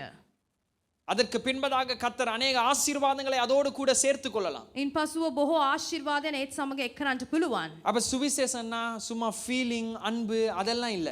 සුභාරංචිය කියන්නේ හැඟීමක් නැත්නම් ප්‍රේමයක් කියලා කියන්න බෑ. அன்புதான் உண்மை. ප්‍රේමය තමයි ඇත්ත. அதை சில நேரத்துல உணர்ந்து பார்க்கும் பொழுது வார்த்தைகளினாலே விவரிக்க முடியாது. ඒ දේ අපි දැනගෙන අපි පවසද්දී වචනෙන් අපිට නිර්ණය කරන්න බෑ. ஆனால் சுவிசேஷத்தை பகிர்ந்து கொள்ளும் பொழுது நாம் தெளிவாய் அதை சொல்லலாம். සුභාරංචිය පවසද්දී පැහැදිලිව අපි කතා කළ යුතුයි. புரிகிறதா? තේරුණාද? எத்தனை பேருக்கு நான் சொல்லுகிறது புரிகிறது? කී දෙනෙක්ට තේරුණාද? சுவிசேஷம் என்பது எங்களுடைய உறவோடு நிறுத்தப்படுவதல்ல. සුභාරංචිය කියන්නේ අපගේ නෑ හිතවතුන් තුලින් නතර වන්නා වූ දෙයක් නෙවෙයි. கர்த்தர் இதை ஊருக்குள்ளே கொண்டு போக விரும்புகிறார். ස්වාමින් වහන්සේ මේ නගරය තුලටත් ගෙන යන්න இப்ப කැමතියි. கவனிங்க. දැන් බලන්න. கண்ணை திறந்து, சிலர் கண்ணை மூடி கவனிக்கிறீங்க. என்ன ஒரு සමහර ඇස් வாக்கியம். වසාගෙන கண் බලනවා. திறந்து கவனிங்க. හොඳට ඇස් ඇරලා බලන්න. சரி. இயேசு கிறிஸ்து பிரசங்கிக்கும் பொழுது යේසුස් වහන්සේ දේශනා කරද්දී இயேசு கிறிஸ்துடைய வார்த்தைகளை நீங்கள் கவனித்தால் උන්වහන්සේගේ වචනේ දෙස බලද්දී அவர் சொல்லுகிறார், நீங்கள் மனம் திரும்புங்கள், ඔබ සිත් හැරි பரலோக ராஜ்யம் ස්වර්ග රාජ්‍ය சமீபமாய் இருக்கிறது. සමීපව තිබෙනවා. இயேசு கிறிஸ்துடைய சுவிசேஷம் எல்லாம் எப்படிப்பட்ட சுவிசேஷம்? ராஜ்யத்தின் சுவிசேஷம். උන්වහන්සේගේ සුභාරංචිය කෙසේද නම් රාජ්‍යත් සමග සම්බන්ධ වෙච්ච වූ සුභාරංචිය. அப்ப ராஜ்யத்திற்கு யார் தேவை? ஒரு ராஜா தேவை. එක් රාජ්‍යයකට නැත්නම් රාජධානියකට එක් රජවරයෙක් අවශ්‍යයි. அந்த ராஜா ஆளுகை செய்கிற இடம் அவருடைய ராஜ்யமாய் இருக்கும். ඒ රජු පාලනය කරන්නා වූ ස්ථානය ඔහුගේ ස්ථානයයි. இயேசு கிறிஸ்து சிலுவையை குறித்து பேசவில்லை. උන්වහන්සේ කුරුසිය ගැන කතා කළේ அவருடைய නැහැ. சுவிசேஷத்திலே ராஜ்யத்தை குறித்து பேசுகிறார். උන්වහන්සේගේ සුභාරංචිය තුලින් ඒ රාජ්‍ය ගැන කතා කරනවා. ஆனால் பவுலும் பேதுருவும் පවුල්ද පේත්‍රස්ද 1 கொரிந்தியர் 15வது அதிகாரத்திலே 3வது 4வது வசனத்தில் கவனித்தால் 1 කොරින්ති 15 3 4 අපි බලද්දී அவர்கள் சொல்கிறார்கள், எங்களுக்கு ஒப்புவிக்கப்பட்டதை நாங்கள் உங்களுக்கு தெரிவிக்கிறோம். අපට ලබා දුන්නා වූ වගකීම ඔබට අපි පවරනවා. கிறிஸ்து மரித்து ක්‍රිස්තුස් වහන්සේ මැරි 3வது நாள் உயிரோடு எழும்பினார். තුන්වනදා උත්ථාපනය ලැබුවා. பவுலுடைய சுவிசேஷம் எதை சார்ந்து இருக்கிறது? සුභාරංචි පවුල්ගේ සුභාරංචි කෙසේද සඳහන් වෙ තිබෙන්නේ? சிலுவையை சார்ந்து இருக்கிறது. කුරුසිය ගැනයි. இது ரெண்டும் குழப்பம் அல்ல. මේ දෙකම ප්‍රශ්නයක් නෙමෙයි. இதை ரெண்டையும் இணைக்க வேண்டும். මේ දෙකම අපි එක් කළ යුතුයි. புரிகிறதா? තේරුණාද? தனிப்பட்ட பாவத்தையும் தேவன் தீர்க்கிறார். පෞද්ගලික පාපය කමා කරනවා. உலகத்தில் இருக்கிற இருளையும் தேவ ராஜ்யம் இல்லாமல் ஆக்குகிறார். ලෝකයේ තිබෙනා වූ අන්ධකාරයද දේව රාජ්‍ය තුලින් නැති කරනවා. புரிகிறதா? තේරුණාද? ஆனால் ரெண்டிலும் காணப்படுகிற மிக முக்கியமான காரியம் என்ன தெரியுமா? දෙකෙහිම අපි දකින්නා වූ සඳහන් වන්නා වූ කාරණා කුමක්ද? பெந்தெகோஸ்தே நாளிலே மேல் வீட்டாரையிலே தேவன் அவர்களை அபிஷேகித்த பொழுது පෙන්තකොස්ත දිනේ උඩුමහල් කාමරයේ උන්වහන්සේ ආලේප කරද්දී பேதுரு கர்த்தருடைய ஆவியினாலே நிறைந்து பிரசங்கிக்கிறார். පේත්‍රස් ආලේපය ලැබමින් උන්වහන්සේගේ වචනේ දේශනා කළා. அப்ப அவர்கள் கேட்கிறார்கள், நாங்கள் ரட்சிக்கப்படுவதற்கு என்ன செய்ய අපි வேண்டும்? ගැලවීම ලබන්න අපි කලන්ට ඕනේ කුමක්ද කියලා ඇසුවා. பேதுரு சொல்கிறார், மனம் திரும்பு. පේත්‍රස් පැවසුවා සිත இயேசுவும் හැරෙන්න. சொன்னார், மனம் திரும்பு. යේසුස් වහන්සේත් පැවසුවා සිත හැරෙන්න. இங்கே ராஜ்யத்தின் சுவிசேஷம், මෙහිදී රාජ්‍යයේ සුභාරංචිය. இங்கே சிலுவையின் மூலமாய் வருகிற சுவிசேஷம். මෙහිදී කුරුසියේදී ඇතිවන්නා වූ සුභාරංචිය. இது ரெண்டுமே நம்முடைய வாழ்க்கையில காணப்பட வேண்டும். මේ ස්ථාන දෙකේම අපගේ ජීවිතය දැකිය යුතුයි. புரிகிறதா? තේරුණාද? புரிகிறதா? තේරුණාද? சரி. வரலாறு இதை நமக்கு காண்பிக்கிறது. ඉතිහාසය මේ විදහා දක්වනවා. அதாவது உலகத்திலே முதல் முறையாக வைத்தியசாலைகளை உருவாக்கினது இல்லாவிட்டால் ஸ்தாபித்தது யார் என்றால் ලෝකයේ පළවෙනි වතාවට වෛද්‍ය ශාලාවක් ස්ථාපිත කළේ කවුද නම් 3வது நூற்றாண்டிலே தேவனுடைய ஜனம். තුන්වන සියවසේ දෙවියන් වහන්සේගේ සෙනගයි. இலவசமாய் படிப்பை ஜனங்களுக்கு கொடுத்தது யார் என்றால் නොමිලේ අධ්‍යාපනය හැදෑරීමේ සියලුම සම්පත් ලබා දුන්නේ කවුද නම් இலவசமாய் படிப்பை ஜனங்களுக்கு வழங்கினது யார் என்றால் නොමිලේ අධ්‍යාපනයක් හදාරන්ට ලබා දුන්නේ කවුද නම් தேவனுடைய ஜனம். දෙවියන් වහන්සේගේ සෙනගයි. தேவனுடைய ஜனம். දෙවියන් වහන්සේගේ සෙනගයි. தகப்பன் தாய் இல்லாதவர்களுக்கு ஒரு ஸ்தாபனத்தை உருவாக்கினது யாரு? මව්පියන් නොමැති ස්ථානයක් නොපැති අයට ස්ථානයක් හත කර දුන්නේ කවුද? தேவனுடைய ஜனம். දෙවියන් වහන්සේගේ සෙනගයි. அப்ப கவனிங்க, நகரத்தில் இருக்கிற இருளை போக்குவதும் எங்களுடைய வேலை. නගරයේ සිටින්නා වූ තිබෙන්නා වූ අන්ධකාරය නැති කරන්නා වූ වගකීම අපිට තිබෙනවා. நாங்கள் எங்களுக்குள்ளே நல்ல ஒரு கூட்டமாய் மாறி අප තුල හොඳ සෙනගක් ලෙස කණ්ඩායමක් ලෙස පත්කොට எங்களுக்குள்ளே இருக்கிற பிரச்சனையை மாத்திரம் பேசிக்கொண்டு අප තුල තිබෙනා වූ ප්‍රශ්න ගැන පමණක් කතා කරගෙන எங்களுக்கு எரிச்சல் இருக்கிறது, අපිට ඊර්ෂ්‍යාවන් நாங்க තිබෙනවා. அவங்களோட பேச மாட்டோம், ඔවුන් සමග අපි කතා කරන්නේ නැහැ. எங்களுக்கு அவங்களோட ஒத்து போகாது, ඔවුන් සමග අපිට ඇල්ලෙන්නේ නැහැ. இப்படி இருக்க முடியாது. එහෙම කියලා ඉන්න බෑ. நாங்க பரிசுத்தமான கூட்டம், අපි පවිත්‍ර කණ්ඩායමක්. எங்களுக்குள்ளே யாரும் வரக்கூடாது. කවුරුන් අපි එක්ක එන්නට බෑ. நாம் எங்களை குறித்தே யோசிக்க கூடாது. අපි ගැන පමණක් හිතන්ට இந்த බෑ. சுவிசேஷம் எங்களை தொட்டு මේ සුභාරංචි අප වත ගස්සා. அதற்கு பின்பதாக எங்கள் மூலமாய் நகரத்திற்குள்ளே போகிறது. ඉන් පසුව අප තුලින් නගරය තුලට පැමිණෙනවා. நான் சொல்லுகிறது புரிகிறது? මා කියනා දේ ඔබට තේරෙනවද? கர்த்தர் நகரத்தில் இருக்கிற இருளை எப்படி போக்குகிறார்? ස්වාමින් වහන්සේ නගරයේ තියෙන අන්ධකාරය නැති කරන්නේ කෙසේද? எங்களைப் போல கர்த்தருடைய பிள்ளைகள் அங்கே வாசமாய் இருக்கிறபடி. අප වගේ දේව සෙනගවල් ඒ ස්ථානවල සිටින නිසා. புரிகிறதா? තේරුණාද? இது ஆதாம் ஏவாளுக்கு கொடுக்கப்பட்டதான கட்டளை. ආදම් සහ ඒවාට ලබා දුන්නා වූ අනපනත. நீங்கள் பலுகி பெருகி ඔබ වඩ වඩාත් பூமியை நிரப்புங்கள். පොළව පුරවන්න. இது ராஜ்யத்தின் சுவிசேஷம். මේ රාජ්‍ය සුභාරංචියයි. அப்ப கர்த்தர் ஒவ்வொருவரையும் ஒவ்வொரு வீதிகளிலும் பிரதேசங்களிலும் வைத்திருக்கிறார். ස්වාමින් වහන්සේ එක්කෙනෙක් ජනතාව එක් නගරය තුල එක් මාර්ගවල පවතිනවා. நாங்கள் எங்களுக்குள்ளே எங்களை மாத்திரம் குறித்து யோசிப்பதா? අපි තුල අපි ගැන පමණක් හිතන්ට බෑ. நமக்கு நம்முடைய நகரத்தின் வெளிச்சத்திற்கு நாம் பொறுப்பாய் இருக்கிறோம். අපගේ නගරේ ආලෝකයට අපි වගකීම් දැරිය යුතුයි. நம்முடைய வீதிகளில் நடக்கிற கெட்ட கிரியைகளுக்கு நாம் பொறுப்பாய் இருக்கிறோம். වීදියේ ඇතිවෙන්නා වූ එකිනෙක අධර්මිෂ්ඨ කාර්යයන් තුල අපි වගකීම දැරිය යුතුයි. சுவிசேஷம் என்பது பாவத்திற்கான தீர்வு மாத்திரம். සුභාරංචිය කියන්නේ පාපයට පමණක් කමාවක් ලැබෙනා වූ තීරණයක් නෙවෙයි. உலகத்திற்கான தீர்வு. ලෝකයේ තුලට තිබෙනා වූ ஒரு ஆமென் තීරණයක්. சொல்லுவோமா? ආමෙන්. அதனால பெந்தகோஸ்திய சபையிலே வளர்ந்து வருகிற நாங்கள் පෙන්තකොස්ත සභාවල් වල වර්ධනය වන්නා වූ ඇතිදැඩි වන්නා වූ අප எங்களிடத்திலே கர்த்தர் அநேக நல்ல கிரியைகளை வைத்திருக்கிறார். අප තුල යහපත් ක්‍රියාවන් තබා තිබෙනවා. ஆனால் வரலாற்றிலே பெந்தகோஸ்திய சபை அதிகமாய் வளராத பகுதி இதுதான். ඓතිහාසිකව පෙන්තකොස්ත සභාවල් වර්ධනය නොවිය යුතු අවස්ථාවන් මේ ස්ථානවල තමයි. நாங்கள் நன்றாய் ஜெபம் பண்ணுவோம். අපි හොඳට යාඥා කරනවා. நன்றாய் உபவாசம் හොඳට பண்ணுவோம். නිරාහාර කරනවා. நன்றாய் ஆராதிப்போம். හොඳට නමස්කාරය කරනවා. ஆனால் நகரத்தில் இருக்கிற பொறுப்பை நாம் விட்டு விடுகிறோம். නගරේ තිබෙන වගකීම නැති කරනවා. கர்த்தர் நகரத்திற்குள்ளே வெளிச்சத்தை கொண்டு வருவதற்கு எங்களை பயன்படுத்துகிறார். ස්වාමින් වහන්සේ නගරේ ආලෝකයක් ඇතිදැඩි කරන්නට අපව උන්වහන්සේ ප්‍රයෝගමත් කරනවා. சுவிசேஷம் தனிப்பட்ட வாழ்க்கையை மாற்றவில்லை. සුභාරංචිය කියන්නේ එක් පෞද්ගලික ජීවිතයක් වෙනස් කරනවා නෙවෙයි. அது நாம் இருக்கிற எல்லா பகுதிகளையும் மாற்றுகிறது. අප ජීවත් වන්නා වූ එකිනෙක පැති උන්වහන්සේ වෙනස් சரி, කරයි. திருப்பிக் கொள்ளுங்கள். மார்க் 16 මාර්ක් 16 15வது வசனம். 15 වන පදය. Mark 16 Mark 16 15. பின்பு அவர் அவர்களை நோக்கி நீங்கள் உலகம் எங்கும் போய் சர்வ சிருஷ்டிக்கும் சுவிசேஷத்தை பிரசங்கியுங்கள். சரி, ஆண்டவர் இயேசு கிறிஸ்து கொடுக்கிற கட்டளை. ස්වාමින් වහන්සේ යේසුස් වහන්සේ ලබා දෙනා වූ අනපනතක්. எல்லாம் திருப்பிக் கொள்வோம். மார்க் 16 අපි පෙරලා ගමු. 15 මාර්ක් 15 16வது அதிகாரம் 15வது 16 වන පරිච්ඡේදයේ 15 වන පදය. சரி, எல்லாரும் சேர்ந்து வாசிப்போம். 1 2 3 வாசிப்போம். பின்பு அவர் அவர்களை நோக்கி நீங்கள் உலகம் எங்கும் போய் சர்வ சிருஷ்டிக்கும் சுவிசேஷத்தை பிரசங்கியுங்கள். சர்வ சிருஷ்டி என்கிற வார்த்தை அண்டர்லைன் பண்ணிக்கொள்ளும். සර්ව ලෝකය කියනා වූ දෙයට යටින් ඉරක්. சுவிசேஷம் என்பது மக்களுக்கு மாத்திரம் வரவில்லை. සුභාරංචිය නම් ජනතාවට පමණක් ආපු දෙයක් නෙමෙයි. முதலாவது அவர்களை தொடுகிறது. පළමු අත ගස්සනවා. ஆனால் சுவிசேஷம் எதை தாக்குகிறது? ඉන්පසු සුභාරංචිය බලපෑම ඇති කරන්නේ කාටද? சர்வ சிருஷ்டியையும் தாக்குகிறது. සර්ව ලෝකයටම බලපෑමක් ඇති ஒரு කරනවා. ஆமென் சொல்லுமா? ආමෙන් කියලා පවසනවා. தேவனுடைய ஆளுகை மீண்டும் வர வேண்டும். උන්වහන්සේගේ ආක්‍රමණය නැවතත් පැමිණිය යුතුයි. நாம் திரும்பி அவர் வரும் பொழுது නැවතත් උන්වහන්සේ පැමිණෙද්දී வேதம் சொல்கிறது பரலோக ஹெவன்லி ஜெருசலம், ஒரு மேலான பரலோகத்தின் நகரம் அவருக்காய் ஆயத்தப்படுகிறது. ස්වර්ගික යෙරුසලේමක් නැමැති එක් නගරයක් සූදානමින් තිබෙයි කියලා. அவர் சும்மா ஆத்துமாக்களுக்காய் மாத்திரம் வரவில்லை. ආත්මයන් උදෙසා උන්වහන්සේ එන්නේ නැහැ. அவர் மீண்டும் வரும் பொழுது ஒரு நகரத்திற்கு வருகிறார். නැවතත් උන්වහන්සේ එන්නේ නගරයකට. ஒரு ஆமென் சொல்லுவோமா? ආමෙන් කියන්න. அதனால பாவத்திலிருந்து எங்களை மீட்கிறார். ඒ නිසා පාපයෙන් අපව මුදවනවා. அதற்கு பின்பதாக எங்கள் மூலமாக நகரத்திற்குள்ளே வெளிச்சத்தை கொண்டு එන් வருவார். පසු අප තුලින් නගරයට ආලෝකයක් ලබා දෙනවා. இதை எப்படி நாம் வாழுவது? මෙහින් අපි ජීවත් වෙන්නේ කෙසේද? இந்த அழைப்பிலே நாம் எப்படி உறுதியாய் நடப்பது? මේ කැඳවීමෙන් ස්ථිරත්වයෙන් ඇවිදින්නේ කෙසේද?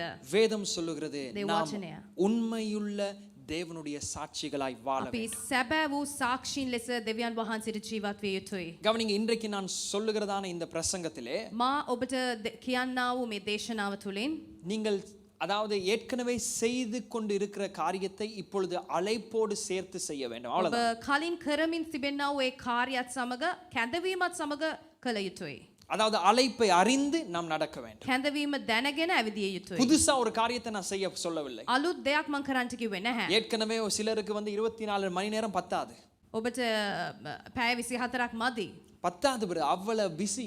එච්චර වැඩ පහළ. இதுல வேற நீங்க வாரம் சுவிசேஷம்னு சொல்லி புது வேலைலாம் தாரீங்க. මේ ඒටත් පස්සේ ඔබ සුභාරංචි කියලා අලුත් වැඩවල් දෙනවා. இன்னைக்கு புது வேலை ஒன்றுமில்ல. අද අලුත් වැඩක් නෙමෙයි. பழைய வேலையை சரியாய் செய். පරණ වැඩම හරියට කරන්න.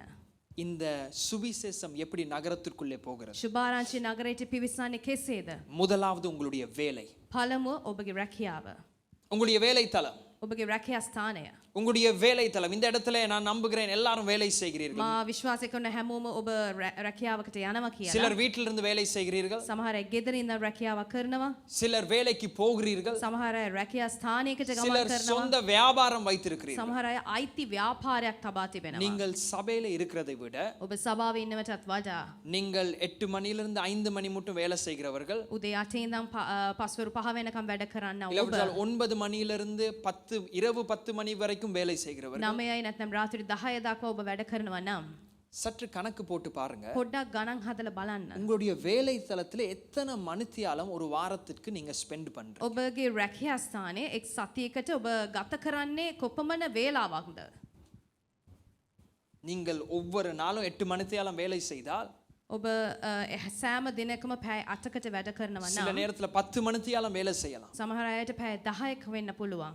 அழைப்பில்லாமல் கர்த்தர் உங்களை அங்கே வைத்திருக்க மாட்டார். කැඳවීමක් නොමැතිව ඒ ස්ථානයේ ඔබව තබන්නේ නැහැ. கவனிங்க, உங்களை ஆகாரம் தந்து போஷிப்பதற்காக அந்த வேலை வரவில்லை. ඔබට පෝෂණය කරන්න ආහාරයක් ලබා දෙන්න රැකියාවක් ලැබුණ නැහැ. கர்த்தர் வனாந்திரத்திலே இஸ்ரவேல் ஜனங்களை 40 வருடம் போஷித்தார். ස්වාමින් වහන්සේ වනාන්තරයේ ඊශ්‍රායෙල් ජනතාව අවුරුදු 40ක් තිස්සේ පෝෂණය කළා. சாப்பாடு தருவதற்கு மாத்திரம் உங்களுக்கு வேலை வரவில்லை. ආහාර වේලක් ලබා දෙන්න පමණක් ඔබට රැකියාවක් හම්බ වුණේ නැහැ. சாப்பாடுக்காக மாத்திரம் கர்த்தர் உங்களுக்கு வியாபாரத்தை தரவில்லை. ආහාරයක් උදෙසා ඔබට ව්‍යාපාරයක් ලබා දුන්නේ නැහැ.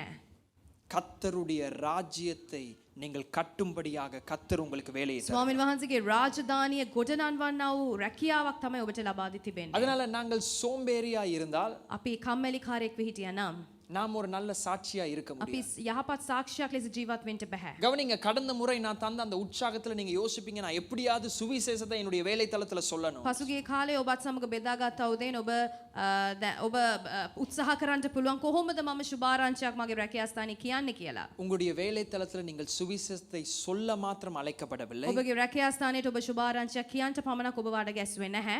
சுவிசேஷத்தை வாழ அழைக்கப்பட்டிருக்கிறீர்கள். සුභාරංචිය තුල ජීවත් වෙන්න කැඳෙව්වා. நல்ல ஒரு வேலைக்காரனாய் அங்கே நீங்கள் இருக்க வேண்டும். හොඳ සේවකයෙක් ලෙස ඔබේ ස්ථානයේ ඉන්න පුළුවන්.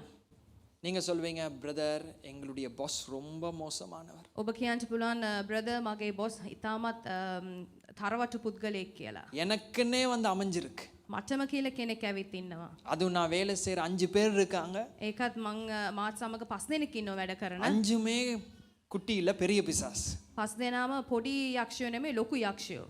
எப்படி இருந்தாலும் කොහොම වෙතත් தேவ வார்த்தை என்ன சொல்கிறது? දේව වචනේ කියන්නේ කුමක්ද? எங்களுக்கு தரப்படுகிற வேலை අපට ලබා දෙන්නා වූ நாம் වැඩ அதை செய்யும் பொழுது ඒ දේ කරද්දී உலக எஜமானுக்கு நாம் செய்யவில்லை, ලෝකේ හාම්පුතාට අපි කරන්නා වූ දෙයක් නෙමෙයි. கர்த்தருக்கு நாம் செய்கிறோம். ස්වාමින්ට අපි කරනවා. இதுதான் உண்மை.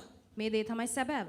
ஒரு பிழையான இடமா இருந்தால், වැරදි ස්ථානයක් නම් கடினமான பாஸா இருந்தாலும், කඩිනම් වූ එක් බොස් කෙනෙක් නම් சுவிசேஷம் நகரத்திற்குள்ளே வெளிச்சத்தை கொண்டு வருவதற்கு உங்களை தேர்ந்தெடுத்தது. සුභාරංචියේ නගරයේ ආලෝකයේ සඳහා ඔබව තෝරාපත් කොට තබනවා. கொலோசியர் 3வது அதிகாரம் திருப்பி කොලොස්සේ 3 වෙනි පරිච්ඡේදය 23 24 23 24 23 24 23 24 நீங்கள் கர்த்தராகிய கிறிஸ்துவை சேவிக்கிறதினாலே சுதந்திரமாகிய பலனை கர்த்தராலே பெறுவீர்கள் என்று அறிந்து எதை செய்தாலும் அதை மனுஷர்களுக்கென்று செய்யாமல் கர்த்தருக்கென்றே மனப்பூர்வமாய் செய்யுங்கள். ஒரு ஆமென் சொல்லுவோம்.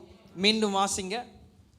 கவனிங்க, உங்களுடைய எஜமான் யார் என்பதை அறிந்து கொள்ளுங்கள். ඔබගේ හාම්පුතා කවුද කියලා දැනගන්න. யார் உண்மையாக உங்களை உயர்த்துகிறாய் என்பதை அறிந்து கொள்ளுங்கள். ඔබව සැබෑ ලෙස උසස් කරන්නේ කවුද කියලා දැනගන්න. உங்களுடைய உண்மைத்துவத்திற்கு யார் பலன் தருகிறார் என்பதை அறிந்து கொள்ளுங்கள். ඔබගේ සැබෑකමට ඵලය ලබා දෙන්නේ කවුද කියලා சரி, දැනගන්න. வாசிப்போம். நீங்கள் கர்த்தராகிய கிறிஸ்துவை சேவிக்கிறதினாலே சுதந்திரமாகிய பலனை கர்த்தராலே பெறுவீர்கள் என்று அறிந்து எதை செய்தாலும் அதை மனுஷர்களுக்கென்று செய்யாமல் கர்த்தருக்கென்றே மனப்பூர்வமாய் செய்யுங்கள். ஒரு ஆமென் சொல்லுவோமா? அதனால நீங்கள் வேலை செய்வது அந்த பாஸுக்கு அல்ல, ඔබ වැඩ කරන්නේ හාම්පුතාට නෙමෙයි. அவருக்கு கீழே வேலை செய்யலாம். ඔහුට යටතේ වැඩ කරන්න ஆனா ஒரு පුළුවන්. கிறிஸ்தவனாக එක් කිතුණුවෙක් ලෙස நீங்கள் கர்த்தருக்கு வேலை செய்கிறீர்கள். ඔබ ස්වාමින් වහන්සේට වැඩ කළ යුතුයි. ஒரு ஆமென் சொல்லுவோமா? ආමෙන් කියන්න. நம்ம நினைப்போம் சபைக்குள்ள செய்கிற காரியம் தான் நம்ம கர்த்தருக்கு செய்கிறோம். අපි හිතනවා සභාව තුල කරන්නව කාර්යය තමයි ස්වාමින් වහන්සේට කියා. இல்லை, உங்களுடைய வியாபாரத்துல நீங்கள் கர்த்தருக்காக தான் அங்கே நிற்கிறீர்கள். ඔබගේ ව්‍යාපාරයේ උදෙසා ඔබ සිටින්නේ ස්වාමින් වහන්සේ உங்களை උදෙසායි. உயர்த்துவது தேவன். ඔබව උසස් කරන්නේ ස්වාමින් அது වහන්සේ. மனுஷனின் மூலமாய் உயர்வு வருகிறது. මනුෂ්‍යයා තුලින් එන්ට පුළුවන් උසස් වීම. ஆனா உங்களுக்கு நன்றாய் தெரியும் என்னை உயர்த்துவது தேவன். ඔබ හොඳටම දන්නවා ඔබ උසස් කරන්නේ දෙවියන් වහන්සේ. சோம்பேறியாய் இருக்கிறதான நபர்களின் மூலமாய் ராஜ்யம் கட்டப்படாது. අලස කමින් සිටිනා පුද්ගලයන් තුලින් රාජධානිය ගොඩනංවන්නට බෑ. உண்மையற்றவர்கள் இருக்கிற இடத்தின் மூலமாய் இருக்கிறவர்கள் உண்மையற்றவர்களாய் இருக்கிறபடினாலே ராஜ்யம் கட்டப்படாது. සැබෑ කමක් නොමැතිව ජීවත් වන්නා වූ අය ලවා රාජධානිය ගොඩනංවන්නට බෑ. வேலை தளத்துல மற்றவர்களை குறித்து கோல் சொல்லுகிறவர்களினாலே ராஜ்யம் கட்டப்படாது. රැකියා ස්ථානයේ අනෙක් අය ගැන කතා කිරීම කරන්නන් තුලින් රාජධානිය ගොඩනංවන්නට බෑ. வேலை தளத்திலேயே அவங்களுக்கு தெரியும் වැඩ කරන ස්ථානවල ඔබ දන්නවා. ஏதாவது ஒரு காரியத்தை பிழையாய் அதற்குள்ளேயே பரவுவதற்கு பிரதரை தான் நம்ம பிடிக்கணும், சிஸ்டரை தான் பிடிக்கணும். මොකක් හරි වැරදි කාර්යයක් එහිදී සිදු වුණා නම් කොහොම හරි බ්‍රදර් නැත්නම් සිස්ටර්ව තමයි අල්ලගන්නේ. உங்களோட வேலை செய்றவங்களுக்கே நன்றா தெரியும். ඔබත් සමග වැඩ කරන අයට දන්නවා හොඳට. இதை தயவு செய்து சொல்ல வேணாம். කරුණාකර මේ දේ කියන්න එපා. யாருக்குமே தெரியாது. කාටවත්ම දන්නේ නැහැ. என்ன உங்கள்ட்ட சொன்னா එහෙම කියලා කිව්වා නම් நீங்க சுவிசேஷத்தை எடுத்து போற மாதிரி அங்க ஃபயரா அதை பரப்புங்க. ඔබ සුභාරංචිය ගෙන යනවා වගේ ඒ ස්ථානයේදී ව්‍යාප්ත කරලම දානවා. நாங்கள் அப்படி பழகிட்டோம். එහෙම අපි පුරුදු වුණා. யாராவது ஒருவர் சில நேரத்துல நானும் அதை கேட்டிருக்கிறேன். සමහර විට මමත් අසා තිබෙනවා. அதாவது வேலை ஒரு இன்டர்வியூ முடிச்சு வந்த உடனே රැකියාවක ඉන්ටර්විව් එකක් ඉවර කරලා முதல் கேள்வி என்ன தெரியுமா? පළවන ප්‍රශ්නය. என்ன கேள்வி? முதல் கேள்வி මොකක්ද අහන්නේ?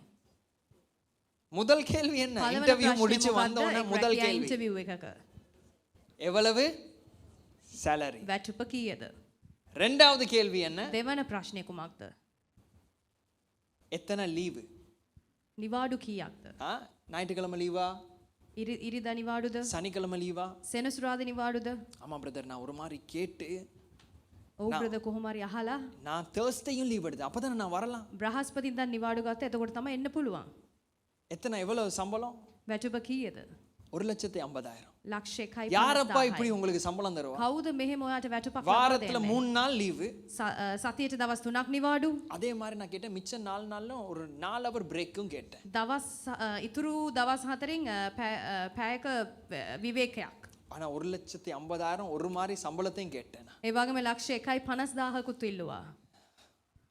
உபவாச ஜெபத்துல சாட்சி. கர்த்தருடைய பரிசுத்த நாமத்துக்கு ஸ்தோத்திரம். නිරාහාර යාඥාවේදී සාක්ෂීන් කියනවා அநேக தடைகளுக்கு பின்பதாக බොහෝ බාධාවන් වලට පසුව கர்த்தர் எப்படியோ 3 வாரத்துல 3 நாட்கள் எனக்கு லீவு தந்து කොහොම හරි ස්වාමින් වහන්සේ මට නිවාඩුත් එක්ක 7 நாள் வேலை செய்கிற அதே சம்பளத்தை தேவன் தந்திருக்கிறார். දවස් 7ක් වැඩ කරනවා ඒ වැටුපම මට ලබා දුන්නා කියලා. கர்த்தர் அதுல பிரியப்படவே மாட்டார். උන්වහන්සේ ප්‍රිය වෙන්නේ නැහැ ඒ දෙයට.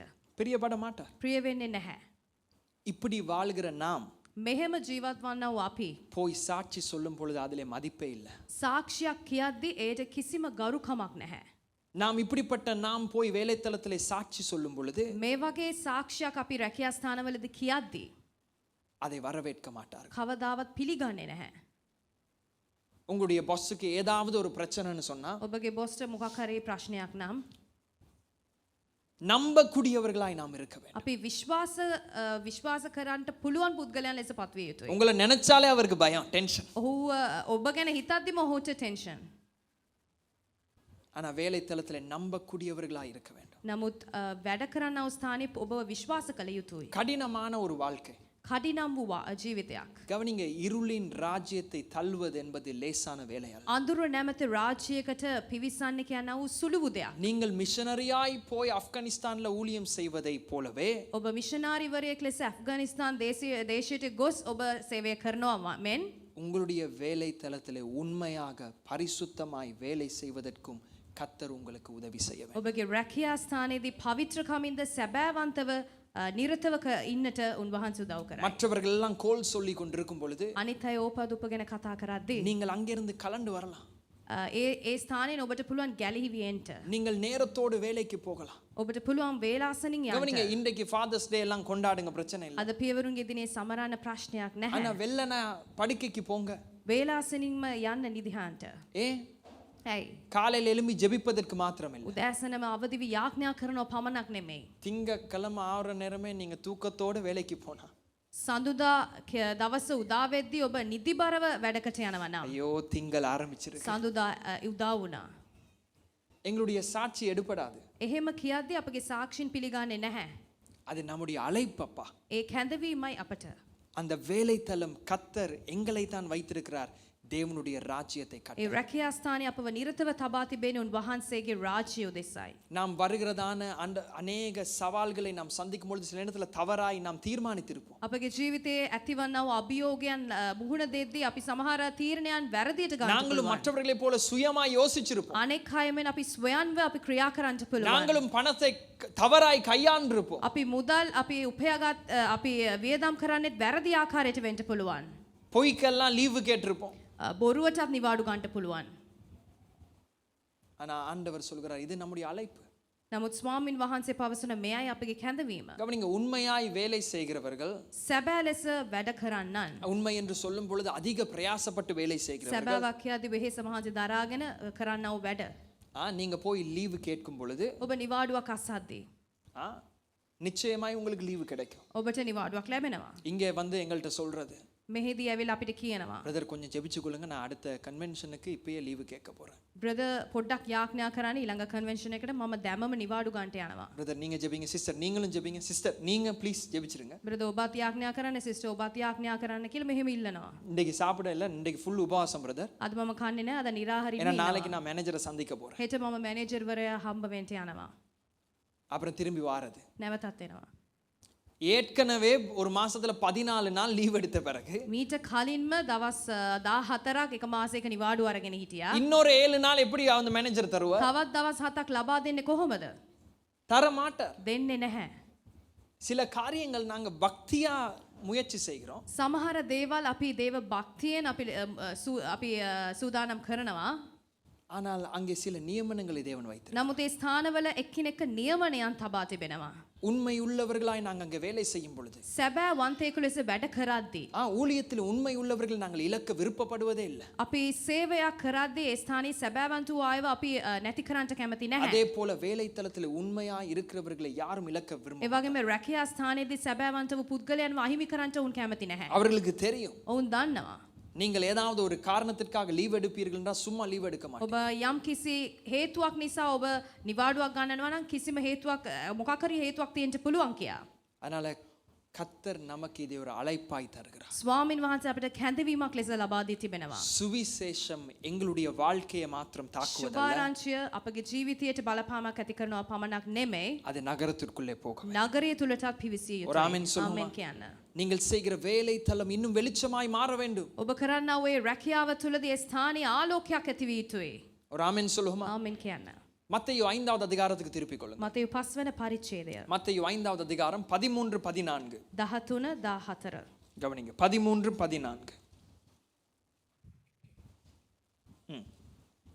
நீங்கள் 14 வாசிங்க, 14 முதலாவது வாசிங்க. நீங்கள் உலகத்துக்கு வெளிச்சமாய் இருக்கிறீர்கள். மலையின் மேல் இருக்கிற பட்டணம் மறைந்திருக்க மாட்டாது. விளக்கை கொளுத்தி மரக்காலால் மூடி வைக்காமல் விளக்கு தண்டின் மேல் வைப்பார்கள். ஓகே, கவனிங்க, ஆண்டவர் சொல்லுகிறார், இந்த பூமியிலே நாங்கள் வெளிச்சங்களாய் இருக்கிறோம். ස්වාමින් වහන්සේ පවසන මේ පොළවේ අපි ආලෝකයක්ව ජීවත් වෙනවා. பூமியில எப்படி இருக்கிறோமா? පොළවේ කොහොමද?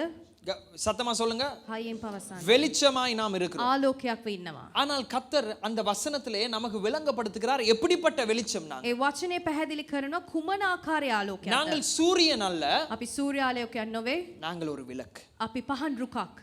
சூரியனுக்கும் விளக்குக்கும் இருக்கிற வித்தியாசம் என்ன தெரியுமா? සූර්යාටත් පහන් රුකටත් තිබෙන වෙනස කුමක්ද? சூரியன் அது தானாக வெளிச்சம் தரும். සූර්යා තමන්ම උදාවි ඒ ආලෝකය ලබා දෙනවා. ஆனால் விளக்கு தானாக வெளிச்சம் தர முடியாது. පහන් රුකක් තමන්ම උදාවි ආලෝකයක් ලබා දෙන්න බෑ. யோவான் 1வது அதிகாரத்தில் ஆண்டவர் சொல்லுகிறார், යෝහන් පළවන පරිච්ඡේදයේ පවසනවා. யோவான் ஸ்தானகனை குறித்து பேசும் பொழுது, යෝහන් ස්ථාපනය ගැන කතා කරනවා.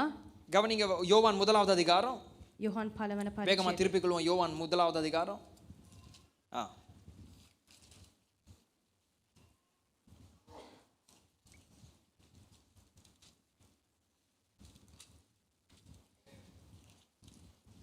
வாசிங்க 5-6.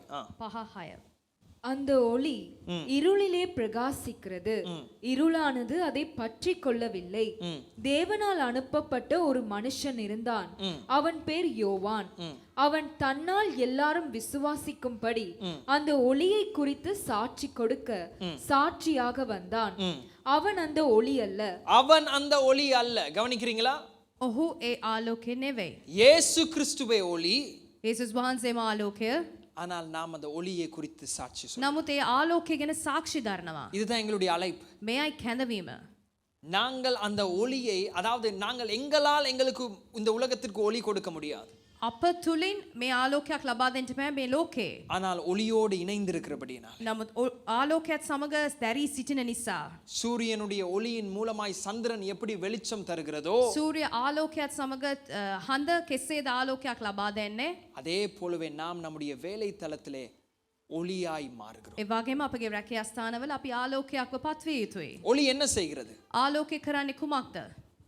அதிகமான நேரத்திலே බොහෝ වතාවට நாம் எதை எங்கே கண்டுபிடிக்கலாம்? අපි කුමන ස්ථානයේ කුමක්ද හොයාගන්නේ ஒரு කියලා அறைக்குள்ளே போகும் பொழுது ඒ කාමරයක් තුලට පිවිසෙද්දී எல்லாவற்றையும் தெளிவாய் பார்ப்பதற்கு முதலாவது என்ன செய்கிறோம்? லைட் ஆன் பண்றோம். හැම දෙයක්ම පැහැදිලිව බලා ගන්න ඕන නම් ලයිට් එක ඔන් කරනවා.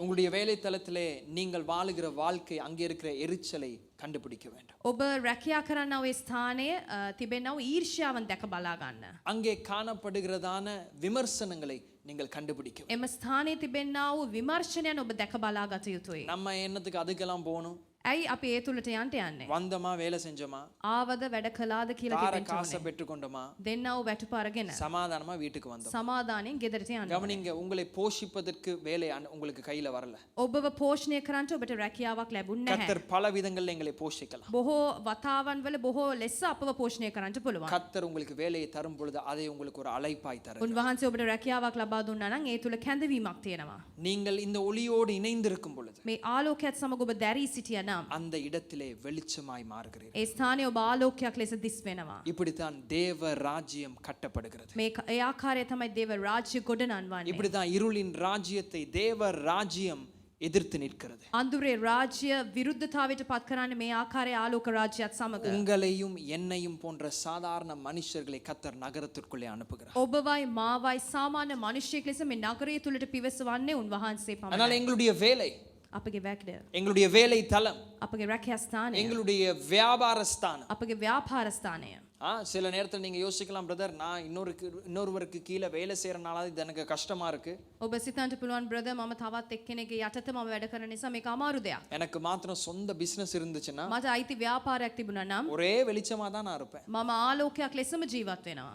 கர்த்தர் சரியான நேரத்துல உங்களுக்கு வெளிச்சத்தை தருவார். හරි ආකාර වේලාවට ඔබට ආලෝකය ලබා දෙයි. சரியான நேரத்துல கையில பிசினஸ் தருவார். නියමිත වේලාවට ඔබට ව්‍යාපාරයක් ලබා දෙයි. ஆனா இப்ப கிடைத்த தொழிலோ கிடைத்த இருக்கிற வியாபாரத்தில் நாங்கள் உண்மையா இருப்போம். දැන් ඔබට ලබා දී තිබෙන රැකියාවද වැඩද එයට සැබෑව ජීවත් அதை වෙන්න. அலர்ந்து பார்த்து தான் கர்த்தருக்கு தெரியும் தேவ ராஜ்யத்திலே எப்பொழுது நம்மை உயர்த்த வேண்டும் என்று. එය මැනලා තමයි බලන්න ඕනේ දේව රාජ්‍ය තුල අපි උසස් කරන්නේ කෙසේද කියලා. அதனால உங்களுடைய வேலை தளம், ඔබගේ රැකියා ස්ථානය அதை தேவன் சாதாரண இடமாய் பார்க்கவில்லை. සාමාන්‍ය ස්ථානයක් කියලා බැලුවේ නැහැ ස්වාමින් நீங்கள் වහන්සේ. 8 மணித்தியாலம் 9 மணித்தியாலம் அங்கே இருக்கும் பொழுது, පැය 8ක් පැය 9ක් වැඩ කරද්දී, நீங்கள் காலையிலே சரியான நேரத்துக்கு அங்கே போகும் பொழுது, ඔබ හරි වේලාවට උදෑසන යද්දී சற்று மற்றவர்களைப் போல விமர்சித்துக் கொண்டு மற்றவர்களை குறித்து தவறாய் பேசிக்கொண்டு இதிலெல்லாம் நீங்கள் சிக்கிடாதபடிக்கு, ඔබ අනෙක් අයමෙන් වැරදියට දොස් ගැන කතා කරලා අනෙක් කාර්යයන් ගැන ඔබ පෙළඹෙන්නේ නොවේ ජීවත් වුණා නම්, சுயமான தீர்மானங்கள் எடுக்காதபடி, ස්වයන් ලෙස තීරණයක් නොගෙන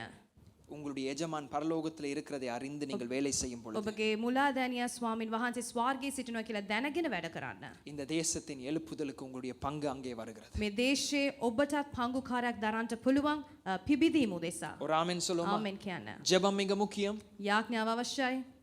பரிசுத்த ஆவியிலே நிறைந்திருப்பது மிக முக்கியம். පවිත්‍රකමින් පිරීම ඉතාමත් අවශ්‍යයි. உபவாசம் மிக முக்கியம். නිරාහාරව ජීවත් වීම අවශ්‍යයි. ஆனால் இந்த தேசத்திலே அது ஒரு பங்கு மாத்திரமே. දේශයේ එක් කොටසක් පමණයි. இங்கே ஆயிரக்கணக்கான ஜெப வீரர்கள் எழும்பலாம். දහසක් ගණන් නැගිටින්න පුළුවන් යාඥාවරයන්. ஆனா சரியான நபர்கள் எங்களுடைய பார்லிமெண்ட்ல போய் அமராவிட்டால், හරි ආකාරයේ පුද්ගලයන් පාර්ලිමේන්තුවේ ගොස් හිටියේ නැත්නම්, புரிகிறதா, நம்முடைய ஸ்தாபனங்களிலே சரியான நபர்கள் அமராவிட்டால், අපගේ රැකියා ස්ථානවල හරි ආකාරයේ පුද්ගලයන් හිටියේ නැත්නම්, எங்களுடைய தேசம் வாழ்க்கைப்படாது. අපගේ දේශය සඵලවත් වන්නේ නැහැ. கர்த்தர் எலியா போன்ற தீர்க்கதரிசிகளையும் வைக்கிறார். එලියාමෙන් දිවසිවරුන්ද ලබා දෙනවා ස්වාමින් වහන්සේ. யோசேப்பு, தானியேல், எஸ்தரை போன்றவர்களையும் எழுப்புகிறார். යෝසෙප්, දානියෙල්, එස්තර් මෙන් බොහෝ අයද උන්වහන්සේ නැගිටවනවා. சுவிசேஷம் என்பது முழு உலகத்திற்கும் போகிறது. සුභාරංචිය නම් මොළ ලෝකයටම ව්‍යාප්ත වන්නා වූ දෙයක්. நல்ல கரங்களை தட்டுவோம். හොඳ පුලස්සනාදයක් ලබා දෙමු. இது தனிப்பட்ட வாழ்க்கை மாத்திரமல்ல. මේ පෞද්ගලික ජීවිතයක් පමණක් නෙමෙයි. பாவத்தை மாத்திரம் கர்த்தர், பாவத்திலிருந்து மாத்திரம் கர்த்தர் எங்களை மீட்க வரவில்லை. පාපය තුලින් අප මුදවන්ට පැමිණියේ නැහැ. இந்த பூமியில் இருக்கிற இருளை நீக்குவதும் எங்களுடைய வேலை. මේ ලෝකයේ අඳුර අහක් කරන එකත් අපගේ වගකීමයි. இரண்டாவது இடம் என்ன? දෙවන ස්ථානය කුමක්ද? உங்களுடைய வீடு. ඔබගේ නිවස. உங்களுடைய வீடு. ඔබගේ නිවස. உங்களுடைய வீடு சாதாரணமான இடம் அல்ல. ඔබගේ නිවස සාමාන්‍ය වූ ස්ථානයක් නෙමෙයි. சபை எப்படியாக அநேகருக்கு அடைக்கல பட்டணமாய் இருக்கிறதோ, සභාව කෙසේ ආකාරයේ බලපොට්ටුවක් නැත්නම් සරණයක් බොහෝ අයට තිබෙනවද? கர்த்தருடைய ஜனத்துடைய வீடு ஒரு அடைக்கல பட்டணம். දේව සෙනගගේ නිවසද බලකොටුවක් නැත්නම් රක්ෂස්ථානයයි. சற்று யோசிச்சு பாருங்க. පොඩ්ඩක් සිතා බලන්න. ஆண்டவர் ஏன் ஆண்டவர் இந்த தேசத்துல இப்படிப்பட்ட ஒரு இடத்துல உங்களை வைத்திருக்கிறார்? ඇයි මෙවැනි දේශය තුල මෙවැනி ස්ථානය ඔබව තබා තිබෙන්නේ? சிலரை கொழும்பு 15ல வைத்திருக்கிறார். සමහර අය කොළඹ 15 ඉන්න පුළුවන්. சிலர் கொழும்பு 7ல வைத்திருப்பார். කොළඹ 7 ඉන්න පුළුවන්. சிலர் கொழும்பு 13ல வைத்திருப்பார். කොළඹ 13 ජීවත් වෙන්න පුළුවන්. நீங்க தான் பரலோகத்தின் ராஜ்யத்திற்கான ஏஜென்ட்டா இருக்கிறீர்கள். ඔබ තමයි ස්වර්ගයේ තිබෙනා වූ රාජ්‍යදානියට ඔබ එක් ඒජන්තුවරයෙක්. கவனிங்க, இந்த நாட்களிலே இந்த பிரதேசத்துல எழுப்புதலை கொண்டு வருவதற்கு මේ කාලවලදී මේ ලෝකයේදී පිබිදීමක් ලබා දෙන්න නම් கர்த்தர் மீண்டும் தாவீதை அனுப்ப போகிறதில்ல. දාවිද්ව නැවතත් යවනව නොමේ ස්වාමින් වහන්සේ. கர்த்தர் மீண்டும் பவுலை அனுப்ப போகிறதில்ல. නැවතත් පවුල යවන්නේ නැහැ. மீண்டும் பில்லி கிரஹாமை அனுப்ப போவதில்லை. නැවතත් බිලි ග්‍රැහැම් යවන්නේ නැහැ. பரலோகத்துடைய எதிர்பார்ப்பு யாரு தெரியுமா? ස්වර්ගයේ බලාපොරොත්තුව කුමක්ද? நீங்க. ඔබ. எங்களுக்கே அது ஆச்சரியமா இருக்கும். ඒ අපටත් පුදුම දෙයක්. பரலோகம் நம்பி இருப்பது இலங்கை தேசத்திற்கு ස්වර්ගයේ විශ්වාස කර තිබෙන ලංකා දේශයේ என்னையும் உங்களையும். මාවද ඔබද? நம்ம இதை இப்படியா யோசிப்பதில்லை. මේ ආකාරයට අපි හිතන්නේ නැහැ. யாரும் இந்த இடத்திற்கு இனி அனுப்ப போவதில்லை. මා මේ ස්ථානයට යවන්නේ නැහැ. கர்த்தர் எங்களை தான் வைத்திருக்கிறார். උන්වහන්සේ අපව තමයි තබා තිබෙන්නේ. இந்த தேசத்துல இருள் நீங்க வேண்டும் என்றால் அது எங்களுடைய பொறுப்பு. මේ දේශයේ අඳුර අහක්ව යන්න ඕන නම් ඒ වගකීම අපේ අතයි. எங்களுடைய வீதிகள் இன்னும் பாதுகாப்பாய் மாற வேண்டும் என்றால் அது எங்களுடைய பொறுப்பு. අපගේ වීදීන් මාර්ගයන් ඉතාමත් ආරක්ෂිතව තිබෙන්න ඕන නම් ඒ අපගේ වගකීමයි. எங்களுடைய பிள்ளைகளும் வாலிபர்களும் நல் நடக்கையிலே நடத்தப்பட வேண்டும் என்றால் அது எங்களுடைய பொறுப்பு. තරුණයන්ද අපගේ දරුවන්ද හරි ආකාරයට මඟ පෙන්වන්න ඕන නම් ඒ අපේ වගකීමයි. சிறை கைதிகளாய் பாபிலோனுக்குள்ளே அழைக்கப்பட்டதான ஜனங்களை குறித்து ஆண்டவர் பேசும் பொழுது බාබිලෝන් දේශයට සිරකරුවන් ලෙස ගෙන ගිය ජනතාව ගැන කතා කරද්දී எரேமியா 29க்கு திருப்பிக் கொள்ளுங்கள். යෙරමියා 23. இவர்கள் சிறை கைதிகளாய் பாபிலோனிலே இருக்கிறார்கள். ඔවුන් බාබිලෝන් දේශයේ සිරකරුවන් ලෙස ජීවත් වුණා. அது அவர்களுடைய தேசம் அல்ல. ඔවුන්ගේ දේශය නෙමෙයි. ஆனால் சிறை கைதிகளாய் அங்கே எடுத்து செல்லப்பட்டார்கள். නමුත් සිරකරුවන් ලෙස ගෙන ගියා. 29 7வது வசனம். 29 எரேமியா 29:7. යෙරමියා 29:7.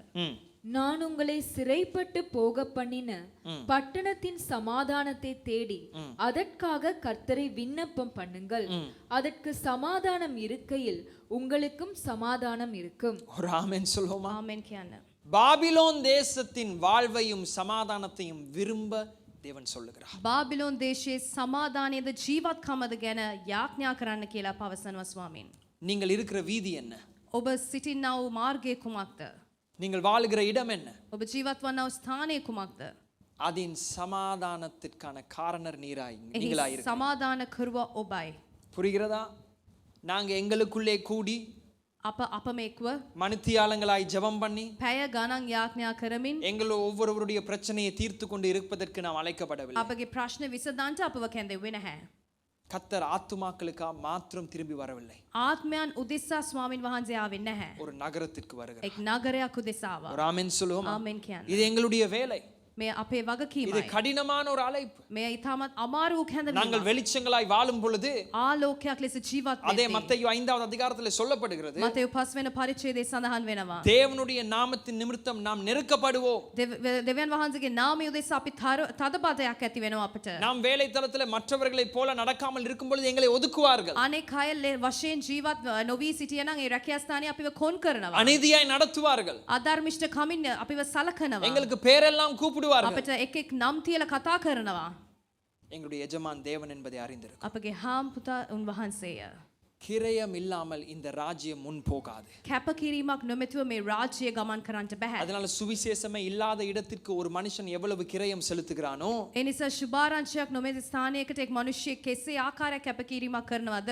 அதே போலவே உங்களுடைய 8 மணியிலிருந்து 5 மணி வரைக்கும் நீங்கள் செய்கிற வேலையிலும் கிரயம் இருக்கிறது. ඒ වගේම උදෑසන 8 සිට පස්වරු 5 දක්වා ඔබ කරන්නා වූ වැඩපලක කරන්නා වූ වැඩක එක් ක්‍රමයක් තිබෙනවා. இப்ப கவனிங்க உங்களுடைய வீடு. ඔබගේ නිවස. உங்களுடைய வீட்டிலே சில நேரத்தில் ஆண்டவர் உங்களுடைய கையின் பிரயாசத்தை ஆசீர்வதித்திருப்பார். සමහර විට ස්වාමීන් වහන්සේ ඔබගේ අත්වල ඵලය ආශිර්වාද කරන්නට පුළුවන්. ஆனா ஒருவருக்கு கூட நீங்கள் அழைப்பு கொடுத்து அவர்களுக்கு ஆகாரம் கொடுக்காத நபர்களாய் இருப்பீர்கள். නමුත් එක්කෙනෙක්ටවත් අඬ ගහලා ඌට කෑම වේලක් ඔබ ලබා නොදිය එක් පුද්ගලෙක් වෙන්නත් அதாவது පුළුවන්. சபையில இருக்கிறவர்கள் அல்ல. සභාවේ අය නෙමෙයි. சபையில இருக்கிறவங்களுக்கு நீங்க கூப்பிட்டு சாப்பாடு கொடுத்திருப்பீங்க. සභාවේ අයව අඬ ගහලා කෑම වේලක් ලබා දෙන්න පුළුවන්. இன்றைக்கு தகப்பன்மாருடைய தினம். අද පියවරුන්ගේ දිනයයි. தகப்பன் இல்லாத அநேகரை உங்களுடைய உறவுகளில் நீங்கள் வைத்திருப்பீர்கள். පියවරුන් නොමැති නෑ හිතවතුනින්ට පුළුවන්. உங்களுடைய வேலை தளத்திலே தகப்பன் இல்லாத அநேகருடைய குடும்பங்கள் உங்களுக்கு தெரியும். ඔබගේ රැකියා ස්ථානවල ඔබ දන්නවා ඇති ඒ වගේ පියවරුන් නොමැති කට්ටිය. அவர்களை உங்களுடைய வீட்டுக்குள்ளே அழைப்பது. ඔවුන්ව කැඳවන්න ඔබගේ නිවසට. இந்த மாலை நேரத்தில் நீங்கள் வெளியே போகும்பொழுது உங்களுடைய குடும்பங்களோடு அந்த பிள்ளைகளை சேர்த்துக் கொள்வது. හවස ඔබ එළියට ගමනක් යද්දී ඔවුන්වත් ඇඳ ගහගෙන යන්න පුළුවන්. இப்படித்தான் வெளிச்சம் போகிறது. මෙහෙම තමයි ආලෝකයක් ගමන් කරන්නේ. இல்ல பிரதர் 5 பார்சல் தான் ஆர்டர் பண்ணி இருக்கிறோம். නැහැ බ්‍රදර් පාසල් 5යි අපි ඕඩර් කරේ. சரியா 5 பேர் இருக்கிறோம். හරියටම 5 දෙනෙක් ඉන්නවා. நாங்களே சாப்பிட்டு අපිම කාලා நல்லா ரெஸ்ட் ஒன்று எடுத்து අපි හොඳ විවේකයක් අරගෙන இப்படியே நாங்க பழகிட்டோம். මෙහෙම පුරුදු වුණා. சிலருடைய வீடு நீங்க யோசிக்கலாம் எங்களுக்கு அப்படியாய் மக்களை கொண்டு வந்து ஆகாரம் கொடுப்பதற்கு வசதி இல்ல. සමහර අය හිතන්න පුළුවන් අපගේ ගෙවල් වලට ඇවිල්ලා මෙහෙම පහසුකමක් නැහැ උන්ට කෑම වේලක් දෙන්න. உங்களை கர்த்தர் ஆசீர்வதிக்கும் பொழுது அப்படி யோசிங்க. එහෙම ස්වාමින් වහන්සේ ඔබව ආශිර්වාද කළා නම් හිතන්න. ஆனா உங்களுடைய வீடு ஒரு என்ன சொல்றது அநேக வீடுகள் இருக்கிற ஒரு பிரதேசத்துல நீங்கள் வாழ்ந்து வரலாம். බොහෝ නිවාස් තිබෙන්නා වූ ඉඩම් කඩම් වල තිබෙන්නා වූ එකිනෙක නිවාස් වල ජීවත් වන ඔබ හිතන්න පුළුවන් ජීවත් වෙන්නත් පුළුවන්. வாரத்துல ஒரு நாள் සතියකට එක දවසක් அந்த வீதியிலே நடக்கும் பொழுது ඒ මාර්ගය ඇවිදිද්දී ஜெபம் பண்ணுங்க. යාඥා சிம்பிள் කරන්න. அவ்வளவுதான். එච්චරයි. கடைக்கு போவீங்களா?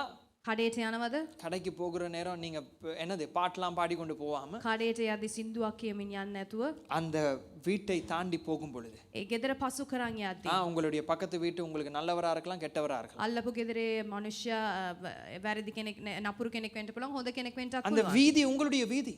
ඒ මාර්ගය ඔබගේ මාර්ගයයි. பரலோக ஏஜென்ட் நீங்க தான், உங்களுக்கே தெரியாது. ස්වාමික ඒජන්තුවරයා ඔබයි. நீங்க போனை தட்டி கொண்டு ඔබ ෆෝන් එක ඔබ வெங்காயம் வாங்க போவீங்க.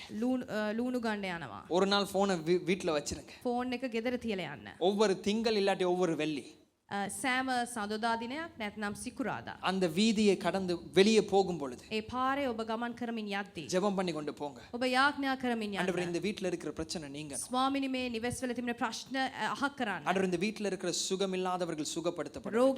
රෝගීන්ව සිටිනා අයට සුවය ලබා දෙන්න.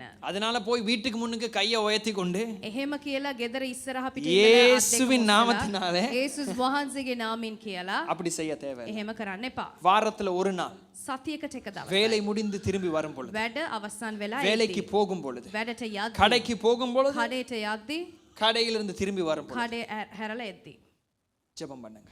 යාඥා කරන්න. ஜெபம் பண்ணுங்க. යාඥා කරන්න. நாம் போக முடியாத இடங்களுக்கு ஆவியானவர் போகக்கூடிய. අපි යන්ට බැරි ස්ථානවලට ආත්මයන්න් වහන්සේ ගමන් කරයි. நீங்க என்னன்னா ஏதாவது ஒரு பிரச்சனை கேட்டுச்சனா ඔබට මොකක් හරි ප්‍රශ්නයක් ඇසුණා නම් அண்ணா இப்படி கேள்விப்பட்டனே අයියේ මෙහෙම දෙයක් ආරංචි වුණා. அக்கா சின்ன ஒரு சம்திங் අක්කේ கேள்விப்பட்டேன். මොකක්දෝ වෙලා තියෙනවා. அதெல்லாம் கேள்விப்படுங்க, பிரச்சனை இல்லை. එහෙම ආරංචි වුණා දැන්. ஆனா நீங்க நடந்து போகும் பொழுது ඔබ ඇවිදන් යද්දී உங்களுக்கு ஒரு பொறுப்பு இருக்கிறது. වගකීමක් තියෙනවා. நீங்கள் ஜெபம் பண்ணலாம். ඔබ යාඥා කරන්න. ஆண்டவர் இந்த வீட்டுக்குள்ளே எப்படியாவது சுவிசேஷம் போக வேண்டும். ස්වාමිනේ මේ ගෙදර තුල සුභාරංචි කොහොම හරි යන්න ඕනේ. இந்த வீட்டுக்குள்ளே உம்முடைய ஆசீர்வாதம் வர வேண்டும். ස්වාමිනේ මේ ගෙදර ආශිර්වාදය පැමිණිය යුතුයි. ஒன்று நீங்கள் உங்களுடைய வீட்டு மேசைக்கு அநேகரை அழைக்கலாம். ඔබගේ කෑම මේසයට බොහෝ අයට පිළිගන්වන්න පුළුවන්. இல்லாவிட்டால் நீங்கள் வெளியே போகும் பொழுது ஒருவரை அழைத்து கொண்டு போகலாம். නැත්නම් එළියට යද්දී එක්කෙනෙක්ව අඬ ගහගෙන යන්න විශ්වාසිகள் அல்ல. පුළුවන්. විශ්වාසය අය. நீங்க இன்றைக்கு தான் சொல்லிட்டாச்சு. අද කිව්වා சிஸ்டர் நீங்க வாங்க நீங்க வாங்க நீங்க வாங்க நீங்க வாங்க நீங்க எல்லாரும் 5 பேரும் வந்துருங்க. සිස්ටර් ඔයා එන්න ඔයා එන්න ඔයා එන්න කියලා පස් දෙනෙක්ව අඬ ගහනවා. இங்க இருக்கிறவங்க அல்ல. මෙහෙ අය නෙමෙයි. உங்களுடைய உறவுக்குள்ளே ඔබගේ නෑහිතවතෙක් உங்களுடைய வீதியிலே ඔබගේ වීදියේ ඉන්න காணப்படுகிறவர். කවුරු හරි දකින්නව කෙනෙක්. சுவிசேஷம் සුභාරංචිය உலகத்திற்குள்ளே මේ ලෝකයට பெரிய கூட்டங்களின் மூலமாய் புரிகிறதா போகவில்லை. විශාල කණ්ඩායමක් තුලින් ගියේ නැහැ. மெதுவாக உறவுகளின் மூலமாய் நகரத்திற்குள்ளே போகிறது. හිමින් ආකාරයට නෑදෑ හිතවතුන් තුලින් තමයි ගමන් කළේ. இதுதான் கர்த்தருடைய திட்டம். මෙයයි උන්වහන්සේගේ සැලැස්ම. இதுதான் கர்த்தருடைய திட்டம். මෙයයි දේව සැලැස්ම. சிலர் பிள்ளைகளை நீங்கள் பாடசாலைக்கு கொண்டு போவீங்க. පොඩි ළමයින්ව ඔබ පාසලට එක්කන් යනවා. உங்களுடைய காலத்திலே அதே சீசன்ல இருக்கிறதான அநேக பெற்றோரை சந்திப்பீங்க. ඒ කාල පරතරය තුළ ඔබ දෙමව්පියන්ව හමු වෙන්න පුළුවන්. நீங்கள் சற்று அங்க இருந்து ඒ ස්ථානයේ ඉඳලා கொஞ்சம் முதல் நாள் கொஞ்சம் சிரிங்க. පළවෙනි දවසේ පොඩ්ඩක් hina වෙන්න. நீங்க போறது ஒரே ஆட்டோல ஜிங்குண்டு ඔයා ත්‍රිරෝද රථයක යනවා. பிள்ளை இறக்குறது ළමයාව බස්සලා மிஷன் முடிஞ்சின்னு திருப்பி வர. මිෂන් එක ඉවරයි කියලා නැවත එනවා. ஆனா ஏன் அந்த காலத்தை தேவன் உங்களுக்கு ඇයි தந்திருக்கார்? ඒ කාලයක් ඔබට ලබා දුන්නේ? அங்க அநேகர் வருவார்கள். බොහෝ අය එන මේ ස්ථානයේ சுவிசேஷத்தை கொண்டு போவதற்கும் வெளிச்சத்தை கொண்டு போவதற்குமான வாய்ப்புகள் இது. සුභාරංචියද ආලෝකයද ගෙන යන්නට ලැබෙන්නව අවස්ථාවයි. நாம் இதெல்லாம் மறந்து මේ හැම දෙයක්ම අපි අමතක ஞாயிற்றுக்கிழமை කරලා 2 மணித்தியாலத்துல உலகத்தை பிரட்ட ட்ரை பண்ணுவோம். ඊරිදා විතරක් පැය දෙකක් අපි ලෝකයම පෙරලා ගන්නට අපි සූදානම් කරනවා. அப்படி இயலாது. එහෙම නෙමෙයි. இங்கே நீங்கள் நேரம் செலவழிப்பதை விட உங்களுடைய வேலை தளத்திலே 3-4 அதாவது டைம்ஸ் அதிகமா நேரம் செலவழிக்கிறீங்க. මෙහෙ ඔබ කොහොමද වේලාවන් ගත කරන්නේ? ඒ වගේම ඊටත් වැඩිය රැකියා ස්ථානවල ඔබ ගත කරනවා වේලාවන්. சில நேரத்துல உங்களுடைய பிள்ளைகள் பாடசாலைக்கு போய் வரும்பொழுது அங்கே அநேகரை சந்திப்பீங்க. පාසලට යද්දී එද්දී ඔබගේ දරුවන් තුලින් ඒ ස්ථානයේ බොහෝ මිනිස්සුන්ව හම්බ වෙන්න පුළුවන්. முதலாவது உங்களுடைய வேலை தளம். පළමුව රැකියා ස්ථානයයි. இரண்டாவது உங்களுடைய வீடு. ඉන්පසු ඔබගේ නිවස. தகப்பன் தாய் இல்லாதவர்களை நீங்கள் அணைத்துக் கொள்ளலாம். මව්පියන් නොමැති අයව ඔබට පුළුවන් පිළිගන්වන්නට. இன்றைக்கு நான் சொன்ன காரியத்தை நீங்கள் அநேகரை ஒரு தொலைபேசி நீங்க கூப்பிட தேவையில்லை, ஆனால் தொலைபேசியின் மூலமாய் அவர்களோடு பேசலாம். අද කිව්වා වූ කාර්ය ඔබ පවසන්නට අවශ්‍ය නැහැ. නමුත් ඔබට පුළුවන් එක් දුරකථන ඇමතුමක් ලබා දීලා ඔවුන් සමග කතා කරන්නට. இப்படித்தான் சுவிசேஷம் நகரத்திற்குள்ளே போகும். මෙහෙම තමයි සුභාරංචිය නගරයක් තුලට යන්නේ. ஒரு ஆமென் சொல்லுவோமா? ආමෙන් කියන්න. வேற யாரையும் தேவன் அனுப்ப போவதில்லை. වෙන කාවවත් දෙවියන් වහන්සේ යවන්නේ නැහැ. எங்களுடைய காலம் முடியும் பொழுது அதற்கு பின்பதாய் நாம் அறிந்து கொள்வோம் எங்களை தான் பரலோகம் நம்பி இருந்தது. අපගේ කාලයන් ඉවර වෙදී අපි දැනගන්නවා එතකොට තමයි ස්වර්ගයේ විශ්වාස කළේ අපිව. பக்கத்துல உங்களுடைய வீதியின் பேரை கொஞ்சம் சொல்லுங்களேன். ළඟ ඉන්න වේලාවක් කියන්න පුළුවන්. வேலாவாக்னமே உங்களுடைய வீதி. ඔබගේ වීදියේ என்ன வீதியில் இருக்கிறீங்க? ඔබ කුමන වීදියේද ඉන්නේ? அட்ரஸே சிலருக்கு ஞாபகம் இல்லை. ලිපිනයම අමතකයි. ஆனா 187 கீழ் மோதிர வீதி கொழும்பு 15 மிஸ்பா பிரேமிஷன் இது தண்ணி மாதிரி பாடம். 187 මෝදර වීදියේ මිෂ්පා සභාව කියලා මේක වතුර වගේ පාඩම්. என்ன பக்கத்துல பார்த்து சொல்லுங்க, என்ன வீதியில இருக்கிறீங்க? කුමන වීදියේද ඔබ ඉන්නේ? எங்களுக்கு எங்கட வீதிக்கு பேரே இல்ல பிரதர். අපගේ වීදියට නමක්ම නැහැ බ්‍රදර්. நாங்க பேர் இல்லாத வீதியில இருக்கோம். අපිට නමක් නැති වීදියක තමයි ජීවත් වෙන්නේ. பேர் இல்லாத வீதிக்கும் பரலோகத்தின் ஏஜென்ட் நீங்க தான். නමක් නැති වීදියකටත් ස්වර්ගයේ ජන්තුවරයා ඔබයි. கவனிங்க, அப்பதான் இந்த நகரம் மாறும். එතකොට තමයි මේ නගරය වෙනස් වෙන්නේ. அப்பதான் நாங்க உண்மையாய் ஜெபிக்கிற எல்லா ஜெபங்களுக்கும் ஒரு பலனை இந்த தேசத்துல காண்போம். එවිට තමයි අපි සැබෑ ලෙස යාඥා කරන්නා වූ යාඥාවට මේ දේශයේ ඵලය இந்த බලන්නේ. வெளிச்சம் ஊருக்குள்ளே போக வேண்டும். මේ ආලෝකය නගරය තුලට පිවිසිය යුතුයි. அதனால உங்களுடைய மேசை, நீங்கள் சாப்பிடுகிற மேசை ஒரு மிக அழகான இடம். அநேகரை உள்வாங்கி ඔබගේ කෑම මේ සිතාමත් අලංකාර වූ ස්ථානයක් බොහෝ අයව පිළිගන්වන්නට. நீங்கள் போகிற இடங்கள், நீங்கள் ஒரு வாகனத்தில் போகிறீர்கள், வீதிகளில் நடக்கிறீர்கள், இதெல்லாம் வாய்ப்பு. ඔබ ගමන් කරන්නා වූ වීදිය, ඔබ ගමන් කරන්නා වූ ස්ථානවලදී මේ සියල්ලක්ම ඔබට ලබා දෙන්නා වූ අවස්ථාවන්. நீங்கள் உங்களுடைய உதாரணத்துக்கு உங்களுடைய என்ன சொல்றது, வீதியில ஏதாவது ஒரு இருளான துக்கமான ஒரு காரியத்தை பார்த்தால், ඔබගේ වීදියේ ඔබ මොකක් හරි අවස්ථාවක්, ඒ කියන්නේ දුක් වූ අවස්ථාවක් දැක්කනම්, அதை நேரடியா சபைக்கு கொண்டு வருவதல்ல. එය කෙලින්ම සභාවට ගෙන එනව නෙවෙයි. ஏன் ஆண்டவர் அதை உங்களுக்கு காண்பிக்கிறார்? ඇයි ස්වාමීන් වහන්සේ ඔබගේ පෙනීමට පෙන්වන්නේ? ஏன் அதை ஆண்டவர் உங்களுக்கு தெளிவுபடுத்துகிறார்? ඇයි ඔබට පැහැදිලி කරවන්නේ? அதை நீங்கள் நிறைவேற்றுவது. ඔබ ඉෂ්ට කරන්න ඕනේ. ஒரு வருடம் அதற்காய் பிரயாசப்படுங்கள். අවුරුද්දක් ඒ උදෙසා වෙහෙස මහන්සි වෙන්න. இப்படிப்பட்ட காரியங்களின் வீதியில் நான் பார்க்கிறேன். මේ වගේ කාර්යයන් අවස්ථාවන් වීදිවල දකිනවා. இப்படிப்பட்ட காரியங்களை என் பிரதேசத்திலே நான் මේ பார்க்கிறேன். වගේ කාර්යයන් අපගේ පැතිවල දකිනවා. ஒரு வருடத்துக்கு பின்பதாக உதவி தேவையா இருக்கும் பொழுது சபையை நாடுங்கள். එක් වසරකට පසුව ඒක අවශ්‍යතාවයක් ඕනේ නම් සභාව වෙතට එන්න. நம்மெல்லாம் எப்படி අපි කොහොමද? என்ன பிரச்சனை இருந்தாலும் කුමන ප්‍රශ්නයක් ආවත් பார்த்துட்டு உடனே கொண்டு வந்துடுறது. දැක්ක ගමන් ගෙන එනවා. அதுவும் நல்லது. ඒකත් හොඳයි. ஆனா கர்த்தரே உங்களுக்கு காண்பிக்கிறார். ඇයි ඔබට ඒ දේ ஏன் පෙන්වන්නේ? உங்களை பாரப்படுத்துகிறார்? ඇයි ඔබට පවසන්නේ? நீங்கள் அந்த அழைப்பை எடுத்துக்கொள்ளும். ඒ කැඳවීම ඔබ ලබා ගන්න. முதலாவது உங்களுடைய வேலை, පළමුව ඔබගේ රැකියාව, இரண்டாவது உங்களுடைய வீடு. දෙවනුව නිවස. முதலாவது உங்களுடைய வேலை, පළමුව රැකියාව, இரண்டாவது உங்களுடைய வீடு. දෙවනුව නිවස. இந்த வார்த்தையோடு நான் நிறைவு செய்ய මේ விரும்புகிறேன். වචනයෙන් අවසන් කරන්න கலாத்தியர் முதலாவது அதிகாரம் ගලාති පළවෙනි පරිච්ඡේදය 13வது வசனம். 13 වන පදය. 13வது வசனம்.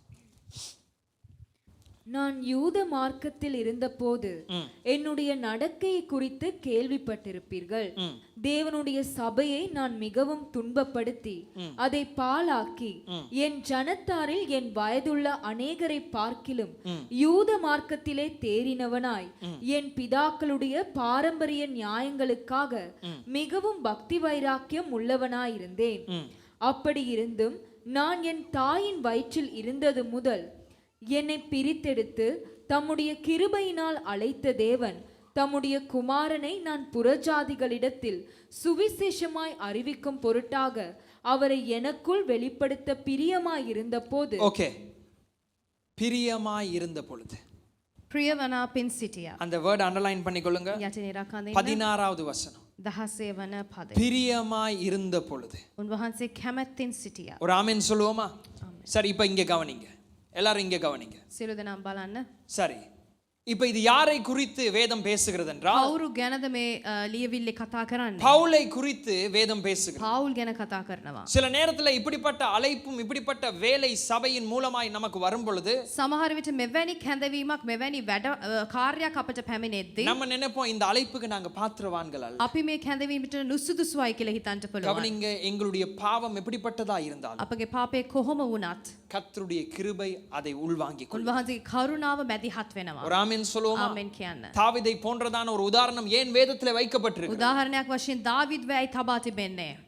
சும்மா சாதாரண மனுஷன் அல்ல அவன். සාමාන්‍ය මිනිසෙක් නෙවෙයි. விபச்சாரத்திற்குள்ளே அதற்குள்ளே பிடிப்பட்டவனும் වෛශ්‍යකම් කළාන් පසු අල්ලගත්තට පස්සේ விபச்சாரத்திற்குள்ளே அவன் பிடிப்பட்டான். වෛශ්‍යකමට අසු වුණා. கொலை ஒரு மனுஷனை கொலை செய்தான். එක් මිනිසෙක් මරණයට පත් කළා. இந்த ரெண்டு காரியங்களை செய்த மனுஷனை பார்த்து வேதம் என்ன சொல்லுகிறது? මේ කාරණාවන් දෙකක් කරන්නව පුද්ගලයෙක්ට පවසන්නේ කුමක්ද? கர்த்தருடைய இருதயத்திற்கு பிரியமானவன். ස්වාමින් වහන්සේගේ සිතට ලැබිකම යුත් පුද්ගලයෙක්. இப்ப இதெல்லாம் செஞ்சிட்டு இந்த இடத்துல உட்கார்ந்திருந்தா, මෙහෙම කරලා ඉඳගත්තා නම් நான் මේ ஒரு ஆளை ස්ථානේ கொண்டுட்டேன் பிரதர், මම එක්කෙනෙක්ව මැරුවා බ්‍රදර්. கர்த்தர் உங்களை மன்னிப்பார். ස්වාමින් වහන්සේ ඔබව කමා කරයි. சொன்ன உடனே உங்களை கொண்டு போய் போலீஸ்ல கொடுத்து එහෙම කිව්ව ගමන් පොලිසියට අල්ලගනි. விளைவுகளை நாம் சந்திக்க வேண்டும். විපාකයන් අපි දකිනවා. பாவம் மன்னிக்கப்படுகிறது. පාපයන් කමා කරනු ලබනවා. கவனிங்க, நரகத்துக்கு போகாமல் நித்திய ஜீவனை தேவன் நமக்கு தருகிறார். අපායට යන්නේ නැතුව උන්වහන්සේ අපිට සදාතනික ජීවිතය ලබා දෙනවා.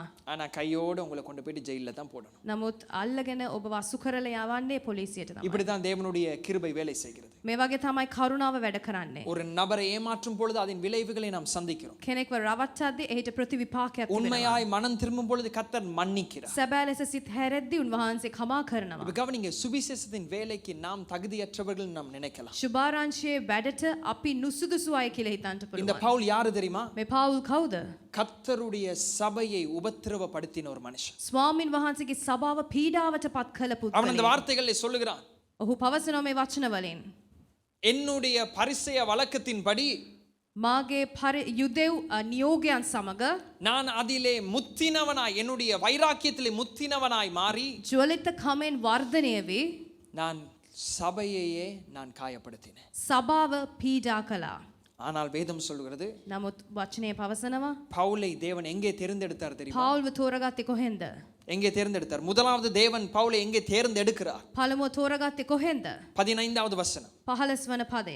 தாயின் வயிற்றில் இருக்கும் பொழுதே මව් කුස තුල பிறக்க முன்பதாக ඉපදෙන්න ප්‍රථමයෙන් பவுலை குறித்ததான அழைப்பு පවුල්ගේ வைக்கப்படுகிறது. කැඳවීම තබා තිබෙනවා. இப்ப கவனிங்க, දැන් බලන්න. அழைப்பு என்பது எவ்வளவு விசேஷமானது, කැඳවීම කෙතරම් විශේෂිත වූ அழைப்பு දෙයක්ද? என்பது எவ்வளவு வல்லமையானது. කෙතරම් බලවන්ත වූ කාර්යයක්ද කැඳවීම? தாயின் கருவில இருக்கும் பொழுது இந்த அழைப்பு வருகிறது. මව් කුස තුල හිටිද්දිම ඒ කැඳවීම පැමිණෙනවා. ஆனால் பவுல் இந்த பூமிக்கு வந்த பின்பதாக පවුල් මේ පොළවට පැමිණියන් පසුව ஸ்தேவானை போல ஒரு பரிசுத்தவானை கொலை செய்யும்படியாக அந்த இதிலே முக்கியமான நபராய் இருக்கிறார். ස්තේපන් මෙන් පවිත්‍ර වූ පුද්ගලයෙක්ව මැරෙන්න පවා ඔහු දායක වුණා. பவுலின் நிமித்தமாக அநேகர் கொலை செய்யப்பட்டார்கள். පවුල් නිමිත්තෙන් බොහෝ අයව මැරුවා.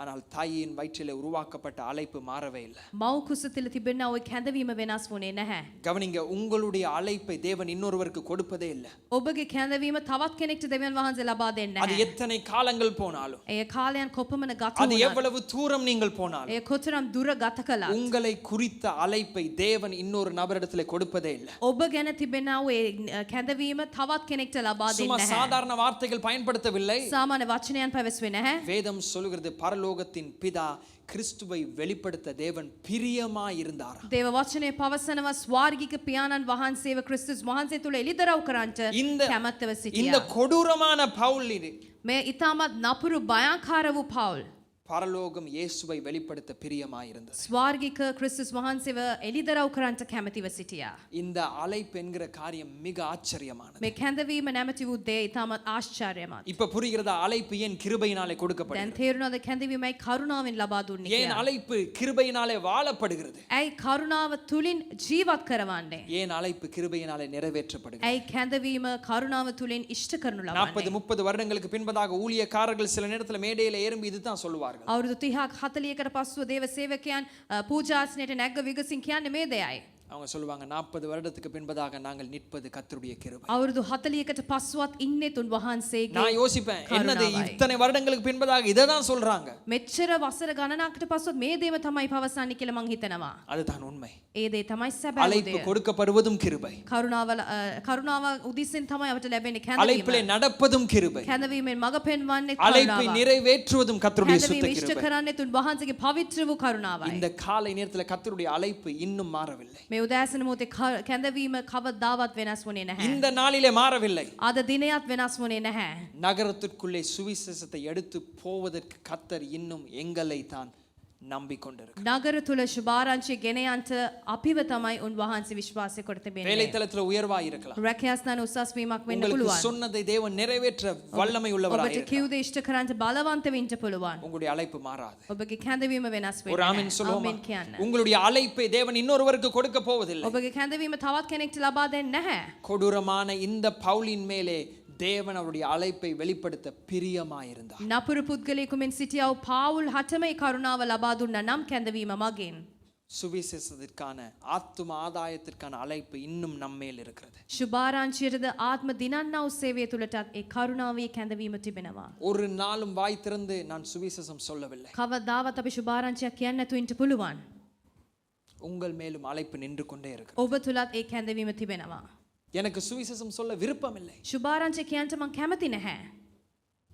உங்கள் மேலும் அழைப்பு இருக்கிறது. ඒ කැඳවීම ඔබටත් තිබෙනවා. நான் சுவிசேஷத்தை சொல்லி நான் அநேகரை என்னால் கொண்டு வர முடியாமல் போய்விட்டது. බොහෝ අයට සුභාරංචිය කියලා මට ඒගොල්ලන්ව එක්කන් එන්නත් බැරි වුණා. உங்கள் மேலும் அழைப்பு இருக்கிறது. ඔබටත් ඒ කැඳවීම තිබෙනවා. அழைப்பு மிக விசேஷமானது. කැඳවීම විශේෂිතයි. ஒரு மனுஷனுடைய வாழ்க்கையை ஆச்சரியமாய் மாற்றுவது அழைப்பு. මිනිස්සෙක්ගේ ජීවිතය වෙනස් කරන්නේ පුදුම ලෙස ඒ කැඳවීමයි. உங்களையே நீங்கள் தகுதி இல்லை என்று சொல்லி இந்த இடத்துல அமர்ந்திருக்கலாம். ඔබම ඔබ නුසුදුසුයි කියලා ඉඳගෙන ඉන්න පුළුවන් එහෙම කියලා. ஆனால் வேதம் சொல்கிறது, ඒ වචනේ පවසනවා. கர்த்தர் பிரியமாய் இருக்கிறார். උන්වහන්සේ කැමැතින් ඉන්නවා. கர்த்தர் பிரியமாய் இருக்கிறார். උන්වහන්සේ කැමැතින් நீங்கள் ඉන්නවා. எப்படிப்பட்ட பாவத்திலே இருக்கலாம், ඔබ කොයි ආකාරයේ පාපයක් වුණත් உங்களுடைய கீழ்ப்படிதலினாலே கர்த்தர் உங்களை தேர்ந்தெடுப்பதில்லை. ඔබගේ කීකරුකම නිසා ඔබව තෝරගත්තේ නැහැ. கிருபையினாலே முதல் உங்களை விடுதலையாக்குகிறார். කරුණාවෙන් ඔබව මුදව ගත්තා. அதற்கு பின்பதாகத்தான் நீங்கள் பரிசுத்தமாய் வாழ முடியும். ඉන්පසු තමයි ඔබව පවිත්‍ර ලෙස ජීවත් කරවන්නේ. ஒரு ஆமென் சொல்லுவோமா? ආමෙන් කියන්න. உறவுகளின் மூலமாய் ஊருக்குள்ளே போக வேண்டும். නෑකම් තුලින් නගරයට ගමන් කළ යුතුයි. வேலை, රැකියාව ரெண்டாவது வீடு. නිවස.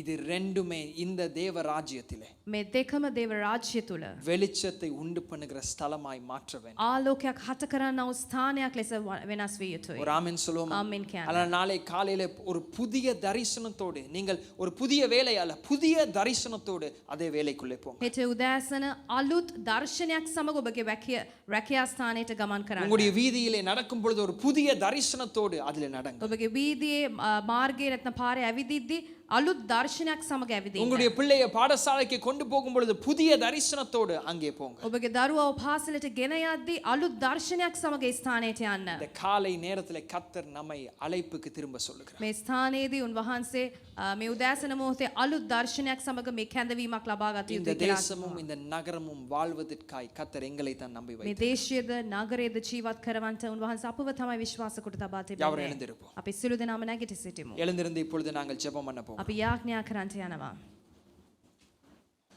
இன்றைக்கு அதை தாரும் இதை தாரும் என்று நாம் கேட்க போவதில்லை. අද අපි ඉල්ලන්නේ නැහැ ඒ දේ දෙන්න මේ දේ දෙන්න කියලා. இந்த காலை நேரத்தில் நான் சொன்னதை இனி நீங்கள் செயல்படுத்த வேண்டும். අමා ඔබට පැවසුවා වූ දේ ඔබ ක්‍රියා කරන්න இனி ඕනේ. நான் சொன்னதை நீங்கள் நாளையிலே வேலைக்கு போகும் பொழுது அதை செயல்படுத்த வேண்டும். හෙට රැකියා ස්ථානයට යද්දී ඒ දේ ක්‍රියා කරන්න.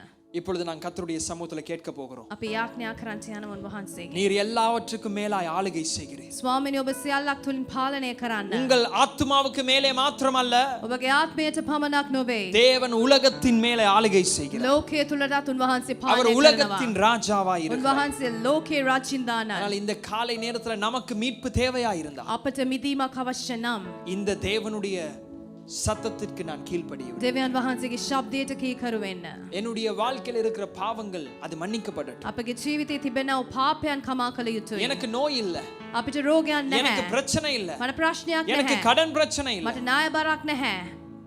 இயேசு கிறிஸ்து நம்முடைய பாவத்தையும் நம்முடைய மீறுதலையும் முதலாவது மன்னிக்கட்டும். යේසුස් වහන්සේ මුලින් අපගේ පාපය අපරාධයන් කමා කළ යුතුයි. நம்மை பிள்ளையாய் அவர் ஏற்றுக்கொள்ளட்டும். අපගේ දරුවන් ලෙස උන්වහන්සේ අපව දරුවෙක් ලෙස පත් කළ යුතුයි. நாம் யாவரும் கரங்களை உயர்த்தி ஜெபம் பண்ண போகிறோம். අපි තෑත ඔස්සව අපි යාඥා தேவரீர் எங்களுடைய කරනවා. நகரத்திற்குள்ளே ஆளுகை அனுப்புங்க. දෙවියන් දානනේ මේ නගරය තුල ඔබගේ ஆண்டவரே நான் ආක්‍රමණයක් இருக்கிற යවන්න. வீதி பேர் சொல்லி ஜெபம் பண்ணுங்க. මා ජීවත් වන්නා වූ වීදියේ නම කියලා ஆண்டவரே යාඥා இந்த කරන්න. பிரதேசத்துக்குள்ளே ஆண்டவர் ஆளுகை මේ அனுப்புங்க. ප්‍රදේශයට පාලනයක් යවන්න என்னுடைய ස්වාමීනි. வீடு ஆண்டவர் ஒரு வெளிச்ச வீடா මාගේ இருக்கட்டும். නිවස ආලෝකයේ නිවසක් ලෙස පත් කරන්න. என்னுடைய சாப்பாடு மேசை ஒரு வெளிச்ச பிரதேசமா ஒரு வெளிச்ச காரியமா இருக்கட்டும். මාගේ කෑම මේසේ සියල්ලක්ම ආලෝක කරන්න වූ ස්ථානයක් ලෙස என்னுடைய පිළිගන්න. வாகனம் ஒரு வெளிச்சம் கொடுக்கிற வாகனமா මාගේ இருக்கட்டும். වාහනය ආලෝකයක් ලබා දෙන්න වූ என்னுடைய වාහනයක් வேலை ලෙස. தளம் நான் உட்கார இடத்தும் வெளிச்சம் கொடுக்கிற இடமாய் මා மாறட்டும். රැකියා කරන්න වූ ස්ථානය අසුන් ගන්න වූ ස්ථානය ආලෝකයක් சற்று කරන්න. நேரம் வாய்களை திறந்து ஜெபம் பண்ண போகிறோம். අපි යාඥා කරමු කටවල් හැර. கர்த்தாவே இந்த அழைப்புக்கு நான் திரும்புகிறேன். ස්වාමීනි මේ කැඳවීමට මා